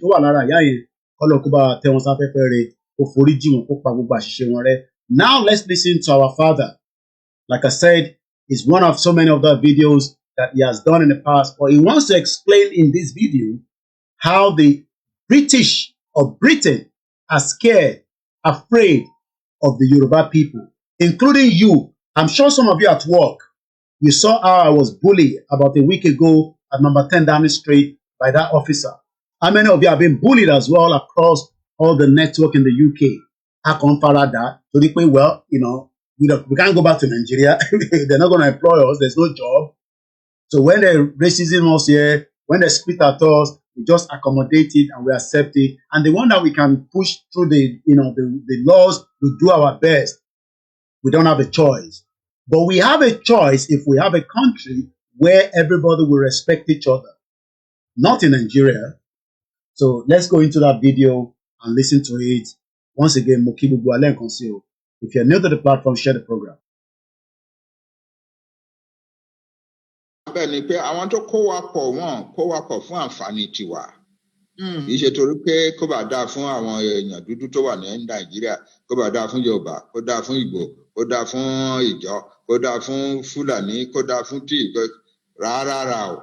Àwọn kó jọ fún àǹfààní tara wọn láti ṣòwò ni. Ìgbà tán dẹ̀ fẹ́ máa lọ tó di wípé wọn lè dúró mọ́ ká máa ṣèjọba wa mọ́, wọ́n wá ń dọ́gbọ́n sí báwọn ṣe máa ṣe tó jẹ́ pé àǹfààní àlùmọ́nù Nàìjíríà á sì máa bọ́ sí wọn lọ́wọ́. Nǹkan tán dẹ̀ gbà wípé ó lè jẹ́ kó bọ́ sí wọn lọ́wọ́ ni wípé kán gbéléwò àwọn tí ò lágbára láti tí ò ní ìmọ̀ tó láti bá wọn jiyàn. Àwọn tó jẹ́ pé ẹ̀rù àwa yòókù ń bà wọ́n. Tí wọ́n bá gbéjẹba lé wọn lọ́wọ́, àwọn tí ó ní ilẹ̀ tẹ́lẹ̀, àwọn British tán ń ṣèjọba wa tẹ́lẹ̀, wọ́n á lè ráyè tiwọ́ sí ọ̀rọ̀ Nàìjíríà láti bẹ̀. Ṣé ẹ̀dẹ̀ wá rí àwa Yorùbá, ẹ̀rù àwa Yorùbá tiẹ̀ ń bà wọ́n British púpọ̀. Kí nìdí ẹ̀? Torí pé káwọn òyìnbó tó dé, àwa ti di ọ̀mọ̀wé rẹpẹtẹ. As far as 1860s, láti ní university graduates, engineers, lawyers, doctors, etc. Nǹkan tó dẹ̀ jẹ́ kó easy bẹ́ẹ̀ ni pé ìlú ńláńlá làwa ń gbé most of us in Yoruba land láti ọdún tó ti pẹ́ káwọn òyìnbó tó wá. Àwọn èèyàn yòókù ní Nàìjíríà àwọn ò gbèrú ńláńlá wọ̀nyẹn. Therefore, education ò lè tètè dọ́dọ̀ wọn. Tí missionary bá wá tó bá fẹ́ lọ sí ọ̀pọ̀lọpọ̀ ilẹ̀ nílẹ̀ Nàìjíríà, á kọ́kọ́ lọ wá inú gbòógì tó dáa fóun, á lọ sọ pé bí ìlú àwọn máa dá missionary session wọn sílẹ̀ sí. Kò rí bẹ́ẹ̀ nílẹ̀ Yorùbá o. tó adé wà lọ bá ọba nìkan lọ mú yín lọ sílẹ̀ wọ́n mú yín lọ bẹ̀ ẹ̀kọ́ church ẹ̀kọ́ school so kíákíá school ti lọ sí gbogbo ilẹ̀ Yorùbá by 1860 as I said I think produce university graduates lóríṣiríṣi bàtà àwọn òyìnbó wa máa dé níbi 1900 àwa ti lọ jìnnà education ò tí ì bẹ̀rẹ̀ ní ọ̀pọ̀lọpọ̀ Nàìjíríà ń gbà wọ́n yẹn ó tún 1920s kí education tó bẹ̀rẹ̀ nílẹ̀ Nàìjíríà àwa ti ń produce university graduates as far back as 1860 newspaper tí wọ́n kọ́kọ́ publish nílẹ̀ Nàìjíríà nílẹ̀ Áfíríkà Abẹ́òkúta ni wọ́n ti publish ẹ̀ ní 1859 bó ṣe ọ̀rọ̀ àwọn òyìnbó wa ń bẹ̀rù wa wípé tá a bá fún àwọn Yorùbá wọ̀nyí láàyè wọn ní jẹ́ ká rí èrè tá a bá wá sí Nàìjíríà àwọn ò ní jẹ́ ká rí wọ́n gbọ́n jù àwọn wọ̀nyí ò kì í ṣe regular black people so ìdí ẹ̀ nìyẹn nígbà tó wá dìgbà tí bàbá wa Awólọ́wọ̀ tó wá bẹ̀rẹ̀ sí pidán pẹ̀lú ilé ẹ̀kọ́ ọ̀fẹ́ industrial estate nǹkan àwọn òyìnbó wa bẹ̀rù pé ẹ má jẹ́ ká gbé ìjọba léwọ́ àwọn ará bí ẹ jẹ́ ká ṣètò tí ìjọba ò ní fi dọ́wọ́ wọn láéláé nítorí tó ìjọba bá dọ́wọ́ wọn wọ́n á gba Nàìjíríà lọ́wọ́ wa nírí tiwa jẹ́ ń bẹ̀ mọ́ o nǹkan tó fa ọ̀rọ̀ tiwa ní Nàìjíríà nìyẹn tó ṣe àwọn. Now, did you hear what Baba Akintoye? I don't think some of you understand the pain that Baba Akintoye has to go through to be giving us this kind of back-end history. That the British were scared of Baba Awolowo. They were scared of, his intellectual. They were scared of who he is. Baba Awolowo would not want a Yoruba man to die like a chicken like this. But all these bastard Yoruba politicians care less whether you die like a dog or you die like a pig. No care, brother, me Arole Oduduwa. Triple DRS. Let me start appreciating some of you. I'm still in the prayer, but it's almost 34 minutes into it, and we'll be winding down very soon. I'm in another meeting. There's a committee meeting of Igbowo going on as well. 2 meetings going on while I'm live. But Kilavishi said, Baba Akintoye told us that we will work hard. Yoruba nation is not going to come easy. We will work hard. Ìdíwà máa gbóná lórí chair. Ẹ̀yin náà máa wà nínú ilé ìdí máa gbóná ọ̀nà máa wo program from one program to the other to continue to enlighten each other. I'm a kọ́kọ́ fi media war ogun ganja lọ́wọ́lọ́wọ́. We are using the media war, to make sure that we highlight the danger why the British are worried and scared of the Yoruba people, and they are afraid of us. They know that give Nigeria to them, they will transform it. Nobody would die like a chicken like this man. Does a British citizen call the ambulance and they will wait for 2 hours and nobody will attend to them? Is it possible in UK? Why is it then happening in Nigeria? It's because the British never wanted the best out of Nigeria. That's why they amalgamated that fraudulent country together in 1914.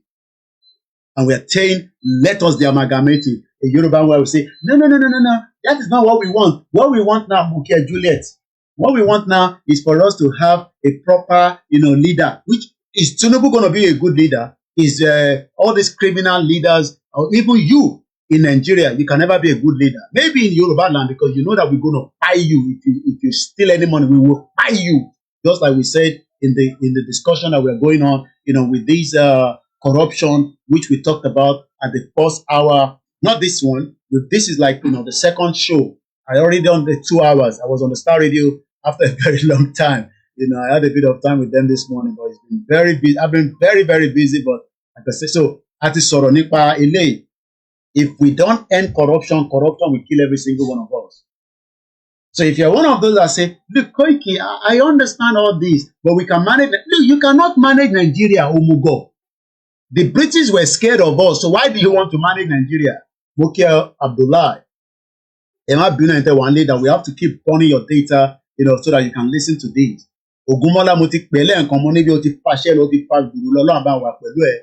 Allow Babani Bilikisu Oluremi Tinubu will run when we reach the M1 lane. No, Tony. M1 Loma Gbenyen. But let me first educate and prepare you just as Nnamdi Kanu prepared the Biafra. It was not a day job. Some of them are abused Nnamdi Kanu now. They realize that, look, Tinubu cannot give us, she wants to give. Imagine Remi Tinubu is telling the Biafra, we will unite you with fabric. Is she crazy? Nnamdi Kanu is there. She not do whatever she can do to talk to her husband when they are doing jiggy to release Nnamdi Kanu. She's talking about, take picture of me. Take picture of me. We would take picture of me so that I can unite Nigeria with my fabric, so that when it comes to October 1st, everybody will put it on Muki Okwe, Yakubu Muki. So let's go before we are still, with this Baba Ulowo, Baba Adebanji. Okay. Muki Bugwalen Council.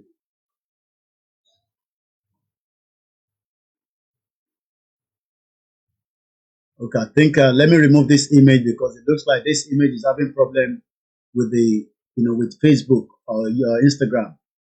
So let's remove that image. Because we don't want yet I don't know what's wrong with them. Every little thing they are worried about, So I don't know. Let's start again and see.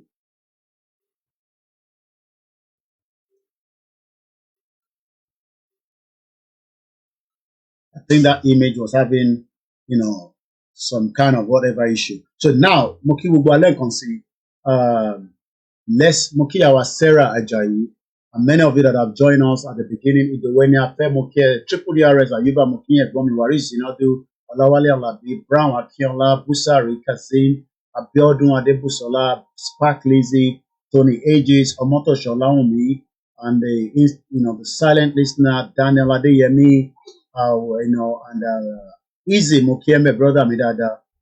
Looking forward to see you in London very soon. Mr. Luagbami, Adewale Adeyinka, and if I haven't mentioned your name, the rest assured that you are well recognized. Ogundare Kunle, and many of you that are living in outside London, many of you that are living in Europe, a majority of you that are watching quietly. Clement, I salute you, my brother, one love. So let's go back to Babakitoye explaining to us why the British are afraid of the Yoruba people. Àwa Yorùbá nǹkan tó dẹ̀ wà nídìí pé Nàìjíríà ò ṣeé ṣe nìyẹn. Ká ní wọ́n fi sílẹ̀ kó jẹ́ democracy gidi ni tó jẹ́ pé ẹ dá party sílẹ̀, ẹni tó bá ti win náà ló máa wọlé, tó bá ti wọlé ìbò òun náà ló máa ṣèjọba. Ká ní wọ́n ṣe bẹ́ẹ̀ yẹn ni, kán fi sílẹ̀ bẹ́ẹ̀ yẹn, bóyá ìbá ṣe díẹ̀. Ṣùgbọ́n pé dandan àwọn kan ló gbọ́dọ̀ ṣe. torí kí ìyà má bàa jẹ àwa tá a dá ibi sílẹ̀ iṣẹ́ ọwọ́ wa ni àwa la gbọ́dọ̀ máa jèrè ẹ̀ láéláé a gbọ́dọ̀ jẹ́ kí àwọn èèyàn tó gbọ́n bíi ti Yorùbá wọn kan ṣèjọba tán bá ṣèjọba àní rí tiwa ń bẹ̀ mọ́ nǹkan tó da Nàìjíríà rú nìyẹn. The result is àwa gbéjọba léwọ́ àwọn tí ò lè ṣe tí wọ́n kàwé tí wọ́n dẹ̀ fẹ́ kàwé tó dẹ̀ jẹ́ pé ìbẹ̀rù làwọn fi ń ṣèjọba. Amadu Bello kọ sínú ìwé My Life tó náà publish 1962 pé ìbẹ̀rù àwọn Yorùbá àti Ìgbò ló dominate gbogbo consideration wọn pátápátá nígbà táwọn bá ń ṣèpàdé nílẹ̀ àríwá nígbà táwọn bá ń ṣèpàdé ọ̀rọ̀ àwọn tó ń ṣèjọba nílẹ̀ àríwá. Therefore, the answer is àwọn wọn lágbára jù wá wọn ṣe but àwọn òyìnbó ti gbé agbára lé wa lọ́wọ́ therefore a gbọ́dọ̀ lo agbára yẹn láti make sure pé a control wọn a gbọ́dọ̀ control wọn a gbọ́dọ̀ subdue wọn. That's the answer. That's the underpinning direction of Nigerian political life. Àwọn sójà ń gbà tán dẹ̀ jẹ́ mostly northern soldiers. Àwọn náà wá kúkú wá ṣe wọ́n kúkú wá rẹ̀ ogun régérégé pípé north ló ní agbára kankan. Wọ́n bá tiẹ̀ dẹ̀ fún ọmọ ilẹ̀ Yorùbá àbí ọmọ Eastern region àbí kìnnì kan sí ìjọba. Àwọn tó ń ṣèjọba ń bẹ̀ ò lè fún láyè kó ṣèfẹ́nu ẹ̀. Nítorí náà làwọn aṣbẹ̀ sí kékeré wípé ọ̀rọ̀ sójà ti lọ ẹ jẹ́ ká restructure ẹ jẹ́ ká padà sí region ìjọ́wọ̀n yẹn tí àwọn bá tiẹ̀ padà sí region ìjọ́wọ̀n yẹn ẹ jẹ́ ká ṣètò ìjọba irú eléyìí tó jẹ́ pé region kọ̀ọ̀kan ló ní agbára láti ṣe ìfẹ́ inú ẹ̀ ó lè jẹ́ pé region wọn lè wá yàtọ̀ báyìí ṣùgbọ́n ẹ jẹ́ kan that pattern of relationship between the federal government and the regional government ká restore nǹkan tá à ń pè ní restructuring nìyẹn. Gbogbo aládé ń pariwo yẹn. Èmi tí mo bá yín sọ̀rọ̀ yá átíkù tí mo kọ lórí ọ̀rọ̀ restructuring is more than 150. I want us to listen to Baba here. Hey, tẹ́ ń pariwo, oh, we want to restructure Nigeria. Muke Dash Mayor TV, my brother. Idris Muke, Eunice Mukima, Muke Easy. Ẹ farabalẹ̀ kẹ́ gbọ́n kan tí Baba Kito ìfi sọ mí báyìí. He has written more than 50 articles and so many other papers about restructure. Ẹ jẹ́ ká gbọ́n kan tó sọ níbí báyìí.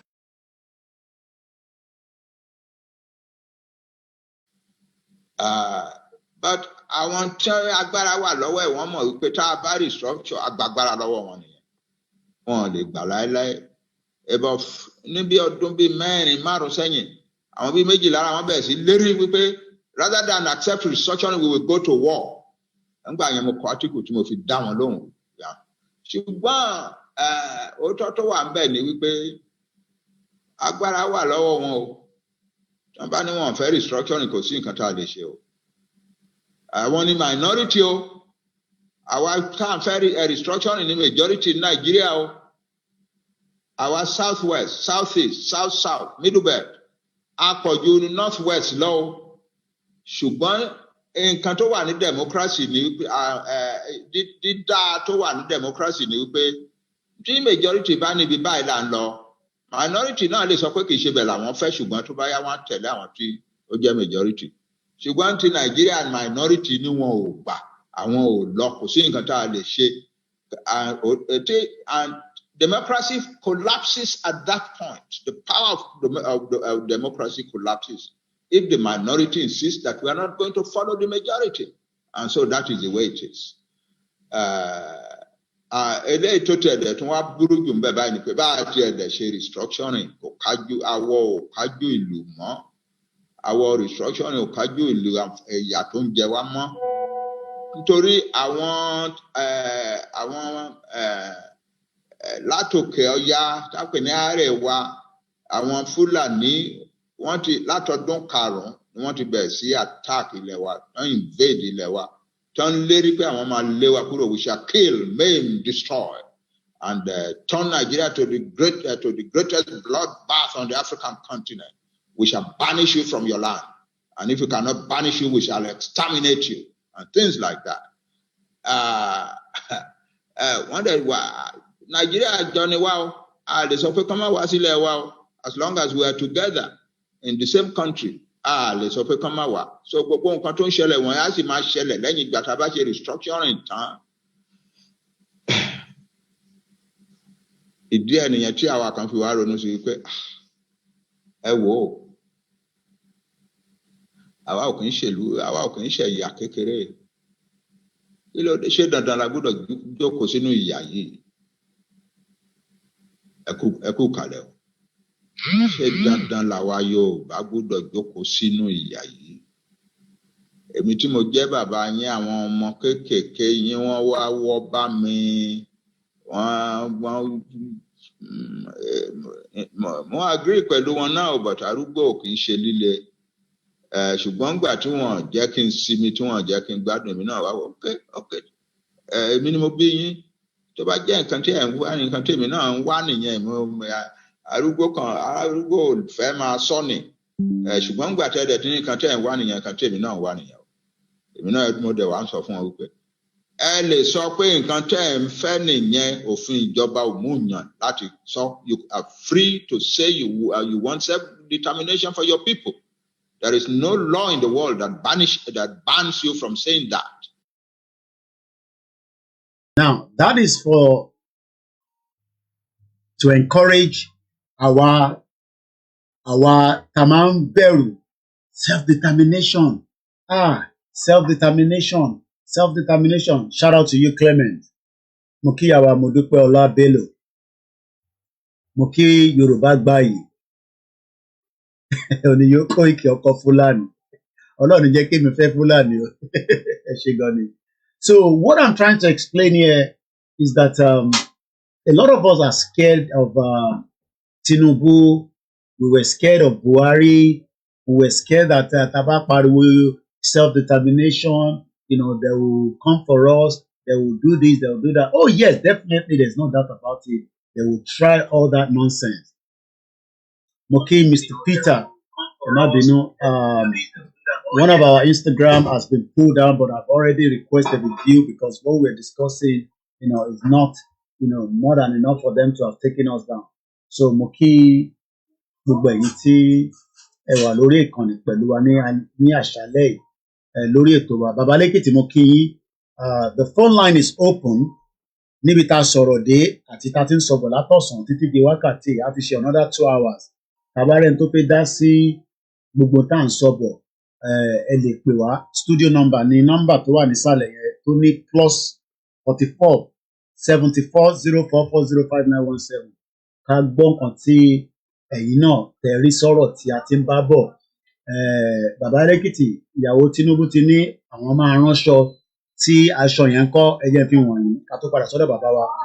Ó ní aṣọ yẹn la máa wọ̀ ní October 1st tó máa unite gbogbo wa. So bàbá Lẹ́kìtì, ẹ jẹ́ tètè lọ ra tọ̀dọ̀ tiyín náà. Torí Rẹ̀mí Tinubu ti ní aṣọ yìí ló máa unite gbogbo Nàìjíríà. Èmi mọ̀ bí wọ́n ṣe ń ronú. So kọ́lọ̀ kó ṣàánú wọn. So as we are still on the live, mo kí bàbá wa Stephen Idowu, mo kí àwọn ẹgbẹ́ GR1.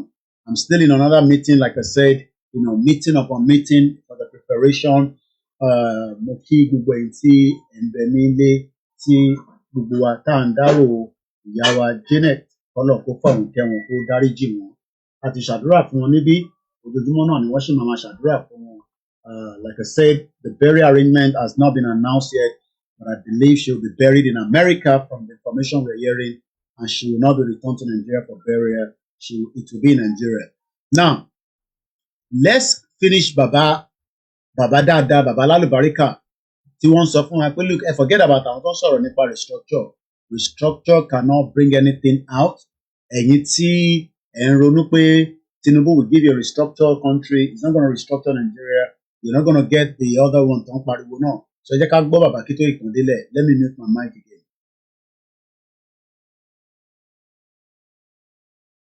You can organize for it. The only thing is that you must not use violence. So ni àwọn ọmọ wa bẹ̀ sí sọ pé à ń fẹ́ self-determination ti ẹ̀yà tiwa Yorùbá o, and we want to achieve it with in a law-abiding and peaceful manner. And we believe that we have the intellectual and other capacities to get it done. So ibi tí ọ̀rọ̀ náà wá délé nìyẹn.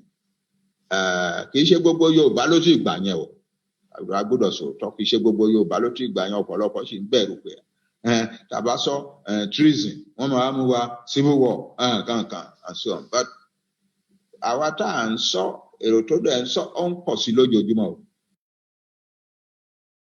This is the word of encouragement, and I'm going to try and crop this video into our, because a lot of people are scared.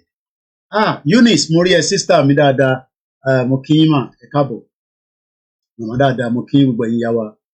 When people are scared, when they are scared, Cherry Iberu, only the, only, how much if so? Tábà ti bẹ̀rẹ̀ sí ń bẹ̀rù tá à ń bẹ̀rù ìbẹ̀rù gan-an in tó ń bọ̀ gan-an kò tí ì dé gan-an tí ń bẹ̀rù.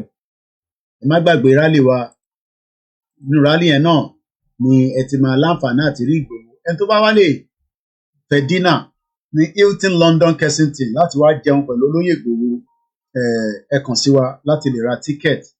There is still availability, there is more room. Lugard, òun ni Britain gbéṣẹ́ yẹn fún tó fi di pé kí ni, and the rally outfit òun lẹ̀ ń wò ní bíbá. So ẹ jẹ́ ká padà, Baba Waris ní in competition to the upcoming Yoruba rally, not accidental with the Remi Fabric agenda, they are working hard with the crook means. Wọ́n fẹ́ ká lọ máa raṣọ. Imagine Remi Tinubu, mo kí ẹ Mr. Mojid Ibrahim, Ọkọya Fọláyọ, mo kí ẹ. Mo kí gbogbo ẹ̀yin tẹ́ wà ní gbogbo Lagos Island. Imagine they're telling us to go and, to go and buy a cloth that will make us cool. I don't think these people understand that there's no more unity. I want to push it to 3 hours, but I will see if I have the strength, because like I said, I promised I was coming back. I was coming back. And that's the reason why we came out again, so that I can complete the program here, because so I think we've covered enough in the last 2 hours. Let me bring my full screen back to me here. If you are not sure of anything in the movement, get it on media as well. That's all I for you. What we cannot tell you is that when exactly Yoruba Nation will come, but what we can say to you is that the work going on so far, and the system that Nigeria is going on as it is right now will eventually fall apart. Whether Ashinkokon, the end of Nigeria, and nobody can stop it as well. So let me bring my full screen out. I'll take the small camera out. Aṣọ tí a plan láti wọ̀ níjọ́ yẹn òun ni ẹ̀ ń wò lẹ́yìn, and I already have, I showed you the other day, I have them here as well. Àwọn eléyìí, I'll find time before the end of this week. They are traveling outside the UK, so these are not for me. These are going to, one is going to Australia, and three is going to Australia, 3 going to America. So fún ẹ̀yin tí ẹ ti gbaṣọ yín tó dẹ̀ jẹ́ pé ẹ ní kọ́ post ẹ máa lọ collect ẹ kàn sí mi, ẹ̀yin tẹ́ rà lọ́wọ́ tèmi ni o, so that kí n lè fún yín ní nọ́mbà àti code tẹ́ máa lọ fi gbaṣọ yín. So very very important that you collect your clothes before the 12th. There's still enough time, but there's no more time.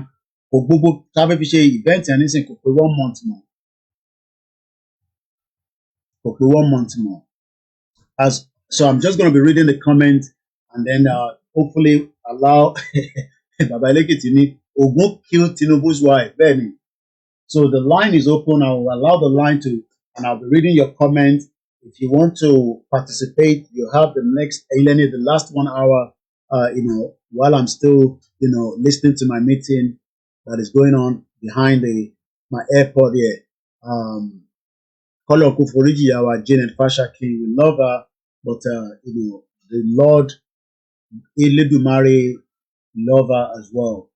So let us continue to pray for the family at this very, very difficult time. It's a difficult time, I'm telling you, to lose someone is not an easy thing, because but at the end of the day, sometimes these things happen. So, Moki Bubua.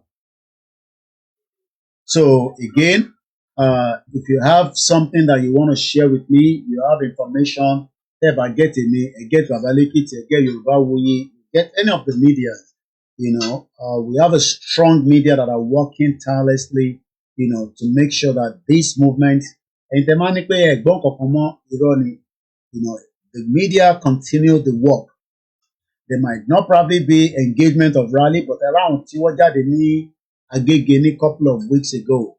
So hopefully at the right time we would come out with more rally. What we need now is strategic planning. Strategic planning. Our belly conversation. Move. They go out there. They will speak to people. Our pastor yes, allow pastor wa kan tẹ́ pé they're working on the ground, they're communicating.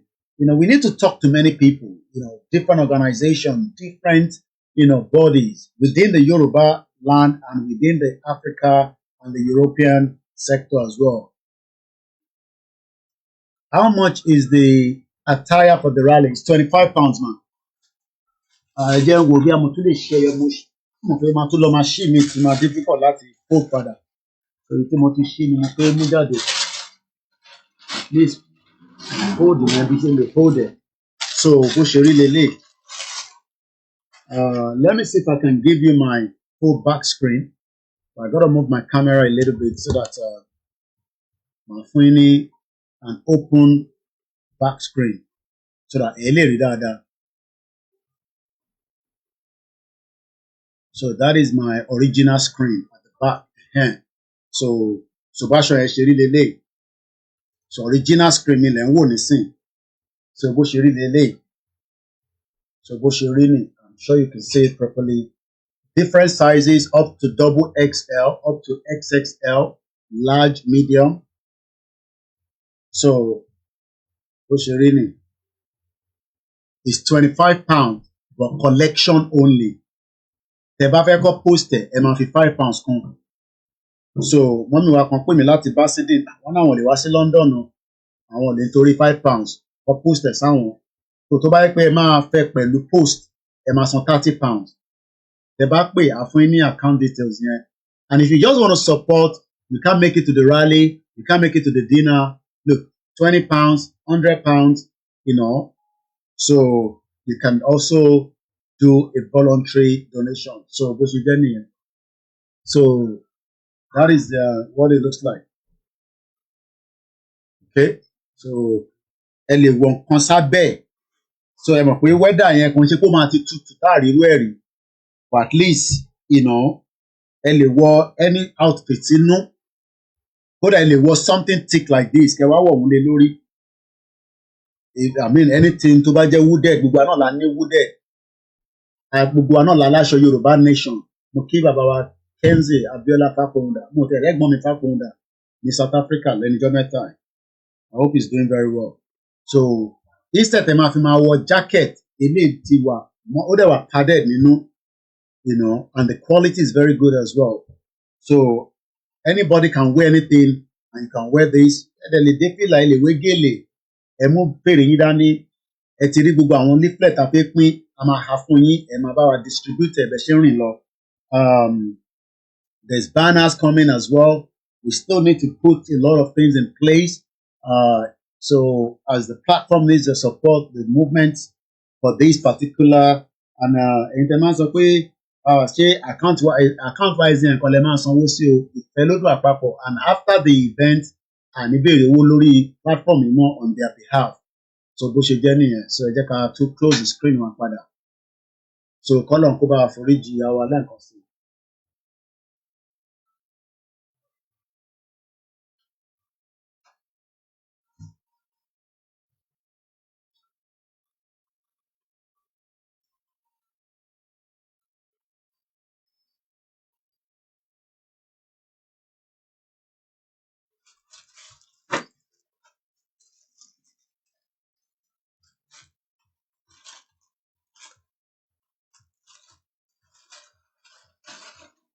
So that is about that. I'm still open to question. Oh, a beautiful Benny. Yes, very beautiful. So I'm here to answer your question for the next 30 minutes as much as I can. So question mo need me see. Ask question, I'm not beru. Even if I can't answer your question, answer. If you want to call in, the line is open. Actually, going to Mr. Fadil Tunde. No one can lie that he is not hearing the development while they are hearing. I didn't catch that message there properly. So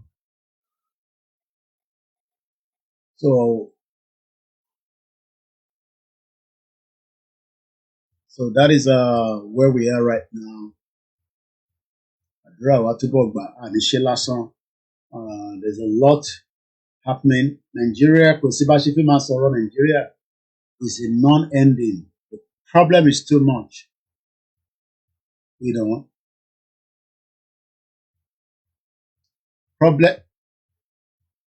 Problem Nigeria cannot be resolved, by me, cannot be resolved by you. So the best bet is for us to be demanding our right to self-determination. When she crime, Baba Kitoye so is not, so Bushi Jenny, but a lot of Yoruba people might disagree with us and say, ọ̀nà àbáyọ ṣì wà, kò sọ́nà àbáyọ kankan, kò sí ọ̀nà àbáyọ kankan. Studio number nìkan mo fi ń gba call o, so tẹ́ bá ti mọ studio number, I can't take because mo wà lórí meeting nínú orí fóònù so mo lè pick ẹ̀. Tó bá yẹ pé ẹni tó ń wò mí ló ń pè lórí bíbá, ẹ gbọ́dọ̀ pè lórí studio number +44 74 0440 5917. So let's see if there's any message coming through. Moki Mr. Lawale Alabi.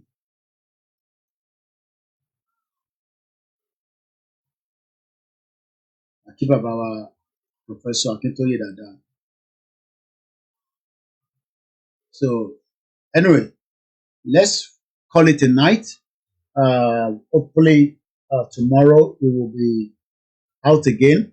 We will stick to the discussion this week, which is corruption, which is the topic that we are treating. Important that we kill the corruption before corruption will kill us. So studio number opposite enter America. If you want these, we can send it to you. Mẹ́ta náà àwọn aṣọ tí mo lọ kó níjọ́ Saturday America la máa send us. Èèyàn kan fẹ́ ṣe brochure ó dẹ̀ raṣọ, so but I can't send it until taba ti ṣe brochure yẹn máa send it pẹ̀lú ẹ̀. But mọ́mí wa tó order aṣọ mẹ́ta, big and small size, I'll be posting it to her, and it's not expensive to post, still under 20 pounds. I posted kankan nígbà tá a bẹ̀rẹ̀ flags and all that I was posting. Ẹni tó bá wà l'Amẹ́ríkà ẹ kàn máa sanwó through account UK, which is either through Zelle or PayPal. I send it sáwọn committee, ẹ̀ dẹ̀ exercise yìí, that's all. Gbogbo ẹni tẹ́ wà ní UK, like I said, if you can't buy it, it's okay. Ní kẹ́ má wá sí rally o. So, and we have a boss, jẹ́ n fi boss wa wọ̀nyí, boss tó máa gbé wa, òun ló ń sọ̀rọ̀ lọ́wọ́lọ́wọ́ nísìnyí nínú meeting. So boss wa o, ẹ jẹ́ lọ gbé boss yẹn jáde fún ìkẹrì.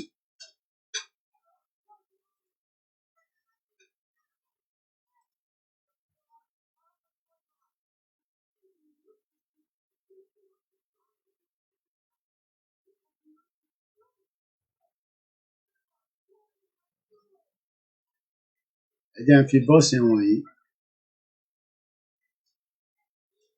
Is the London boss.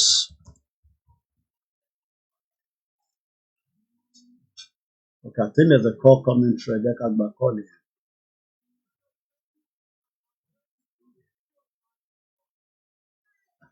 Nígbà tẹ ní nọ́mbà ilé lọ́wọ́ tẹ wá lọ ń pè the other one.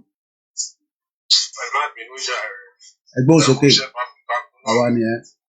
Ẹkún iṣẹ́ takuntakun Ọlọ́run á túbọ̀ àwa ni ẹgbọ́n sókè. Anybody tó bá lóun ò tí ì gbọ́ nípa Yorùbá nation like this time around Tinubu ti bá wa advertise it. That is one of the advantage bó ṣe ń lọ. I have some of you that we have been spoken with lórí wọ́n ṣẹ̀ṣẹ̀ accept nǹkan tí mo sọ fún wọn sí. Àwọn one of my friend nítorí the extra láti ọjọ́ yẹn I think we will be more better off if we are leaving this country. So by now everybody is set. They are just someone you have to know what's it. I want to have spread it. That is the advantage. What we have spread nation. But the 1,000 something we everybody is set. If they are I'm a blame government go to one and over cash out. They don't power and blame previous government a cash out. Then if I do anything also at one to cash out. They are all making it, they'll be telling us that everyone is now everybody is upset. Everybody is praised, everybody is like, yes, we want Nigeria in the world. Thank you so much. Well, ẹ̀gbọ́n kan tẹ́gbọ́n wa sọ ọ̀pọ̀lọpọ̀ àwọn èèyàn tí wọ́n náà wọ́n disagree pẹ̀lú wa. Ẹ jẹ́ ká kọ́ play eléyìí mò ń padà bọ̀ again in just about a few minutes, and when we come back we will then start gradually winding down because mo fẹ́ pass message kan sínú meeting yìí kó tó di pé meeting yẹn máa tán. Àdúrà wa gbà. Ẹ jẹ́ ká gbọ́ nípa bí Lugard ṣe sọ Arrow Smith ṣe ṣàlàyé fún wa nípa Nàìjíríà mò ń padà bọ̀. Hello. And Mrs. Carol Smith, welcome to the program. Thank you. May I say how delighted we are to be on Passion. We've looked forward to speaking to an African television station for decades. This is something we have looked forward to for such a long time, and we are so happy to be here. Thank you. Mr. Arrow Smith was a young, bright, and principled Oxford University graduate who was recruited by the Colonial Office and posted to Nigeria. He took his final examination a year ahead of his class.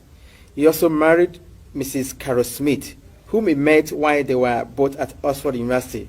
Together they went to Nigeria, where they had their 2 children. Mr. Arrow Smith, you were featured in a program recently by BBC Radio 4, yes. Titled Document, yes. And that was hosted by Mr. Mike Thompson. Yes.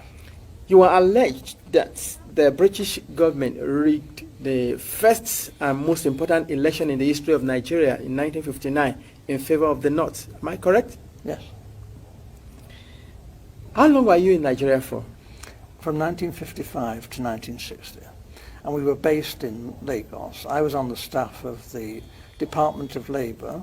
I was largely occupied with employment problems, all the employment exchanges, and statistics, and international reports, and was kept pretty busy. I was also stationed in Lagos in charge of the capital and the port. I was the port labour officer as well, and I also devised a port labour scheme and later a social security scheme, which was one of the first in Africa, which guaranteed workers some income after they'd finished work. It was a providence scheme. As I say, it was called the National Providence Scheme, and I was very proud to have put that on the statute book.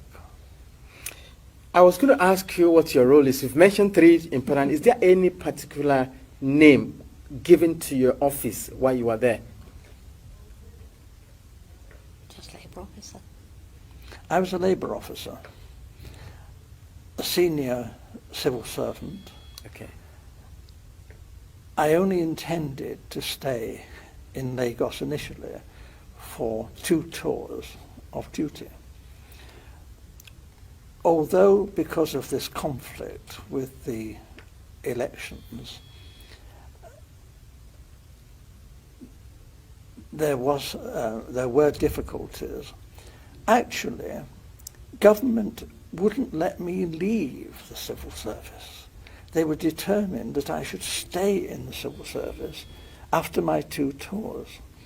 And I was offered very considerable incentives, including a knighthood. to stay and work for government. Primarily this was because I had access to state secrets. I learned, and the Governor-General himself confirmed this to me, that the elections were rigged, contrived. The intention was that the North should rule Nigeria. Even in '56, the Northern leaders were very proud and were saying, if they couldn't run Nigeria, never mind elections. They might not join Nigeria. They might leave. And we all thought, well, how would they survive? There were no industries. There's not a great deal of agriculture, some groundnuts in the north. This wasn't very practical at all. And then it was, the Governor-General seemed to be thinking that the North couldn't, even if it won an election, rule Nigeria by itself. The South wouldn't stand for that. So there had to be a partner, either the Igbos in the east or the Yoruba in the west, to team up with the North. What he didn't want was for the two southern parties, the Igbo and the Yoruba, to team up to form the government, because he believed the North wouldn't tolerate that and talked about leaving the federation. So as I learned, in a small way at first, but very rapidly I learned about the election fixing, and as I say, this was confirmed to me by the Governor-General. He actually said that he wanted me to know the truth because he wanted me to know how much trouble I was in. You mentioned statistics, you were collecting figures. Yes. Is that for labor and unemployed people only, or general? Primarily, but obviously my interest was in the population of generally. Nigeria. Yes, and Awolowo, the Yoruba leader of the action group, yep, and Chief Enaharo, they too, other people were saying, where are all these millions of people in the north? Where are they? We're going up there to campaign. We want to know, you know. And you see all these, you know, thousands of miles of not very developed countryside, and yet the northerners are claiming that their voting registration figures are larger than in the south, you know, larger, far more people up there. Well, actually, if you went through the Igbo land, you know, Enugu and that, you saw lots and lots of people. If you went to Ibadan, again, Ibadan teeming, you know, with millions of people. But we didn't actually see many northerners, and obviously not many northerners at that time came to Lagos. So this did arouse suspicion. Now, the Europeans, you know, not stupid, we are watching what's going on in Nigeria, and we too are beginning to feel there's something not quite right here, that maybe the elections are not going to be as straightforward as they're meant to be. Nigeria was being described as the showcase of democracy, and it was expected that the nationalist leaders would win through.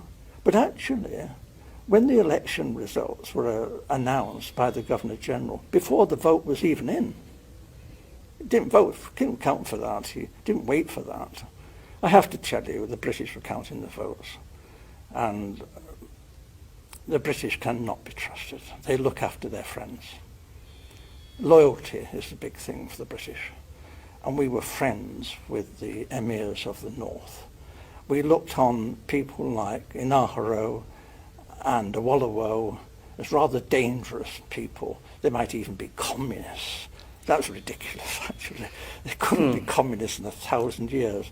But this was a sort of thing that was being said. And we were, Europeans, were getting a bit worried about all this. It wasn't quite the honest, straightforward election that we were hoping for.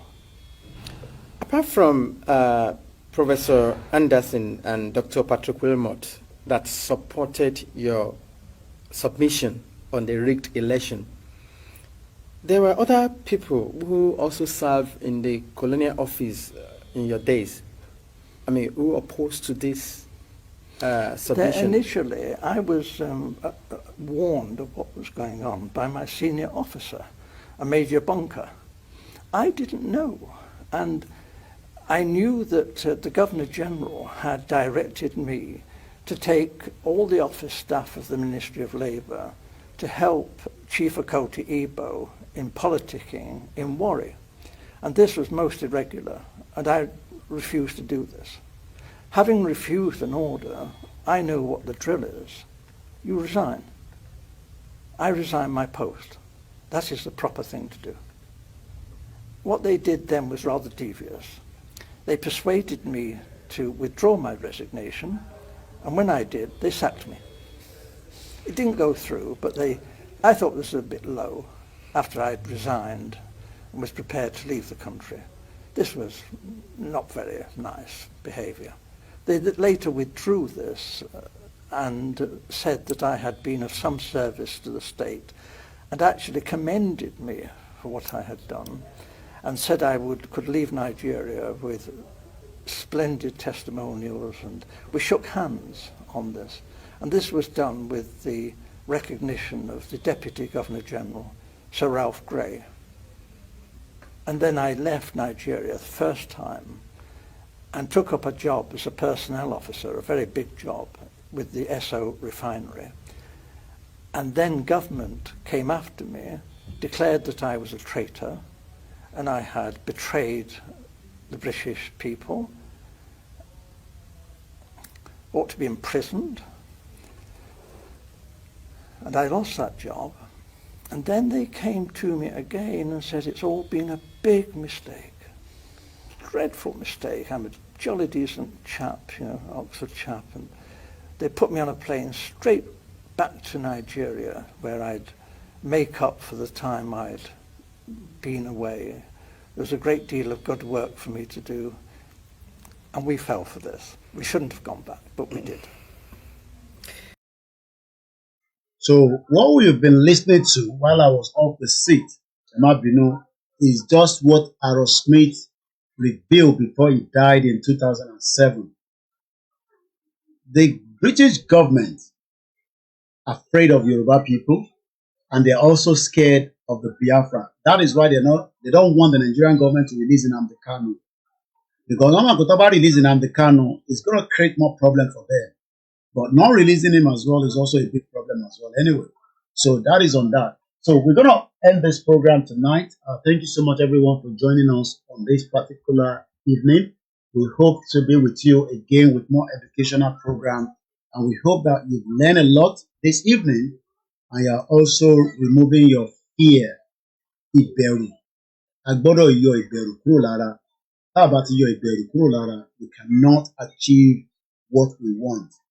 Nobody's going to die. Ẹ má bẹ̀rù pé èèyàn kan máa kú. Ẹ má bẹ̀rù pé nǹkan kan máa ṣẹlẹ̀. When we do not, tá a bá ti yọ gbogbo yẹn kúrò lẹ́kàn wa, we would get to what we want.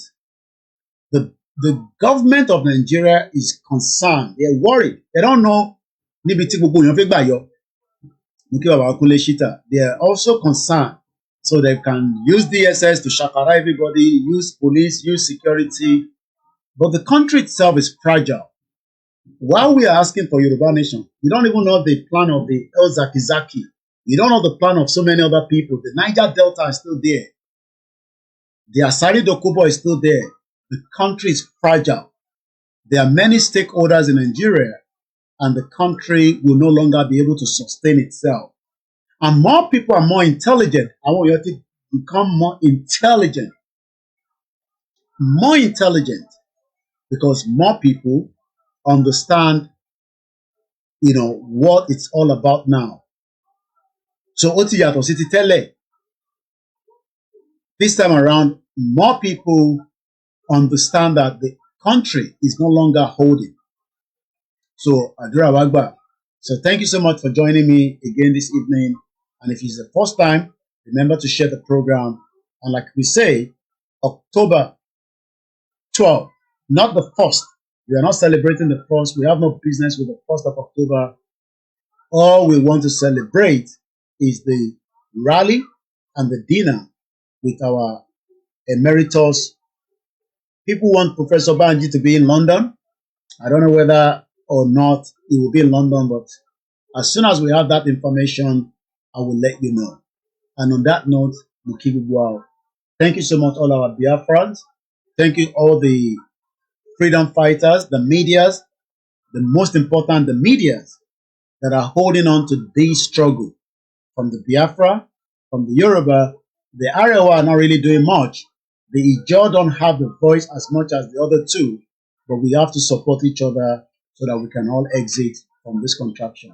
It is Koikimedia bringing the world closer to your doorstep. From the MixLR to the Twitter space, to the Twitter, and to many of you on the Instagram, I say thank you so much. And remember, tell someone to tell someone that the only option now is for the Yoruba people to leave this contraction known as Nigeria. Ireo. Arole Odudua, brother Mimokedada.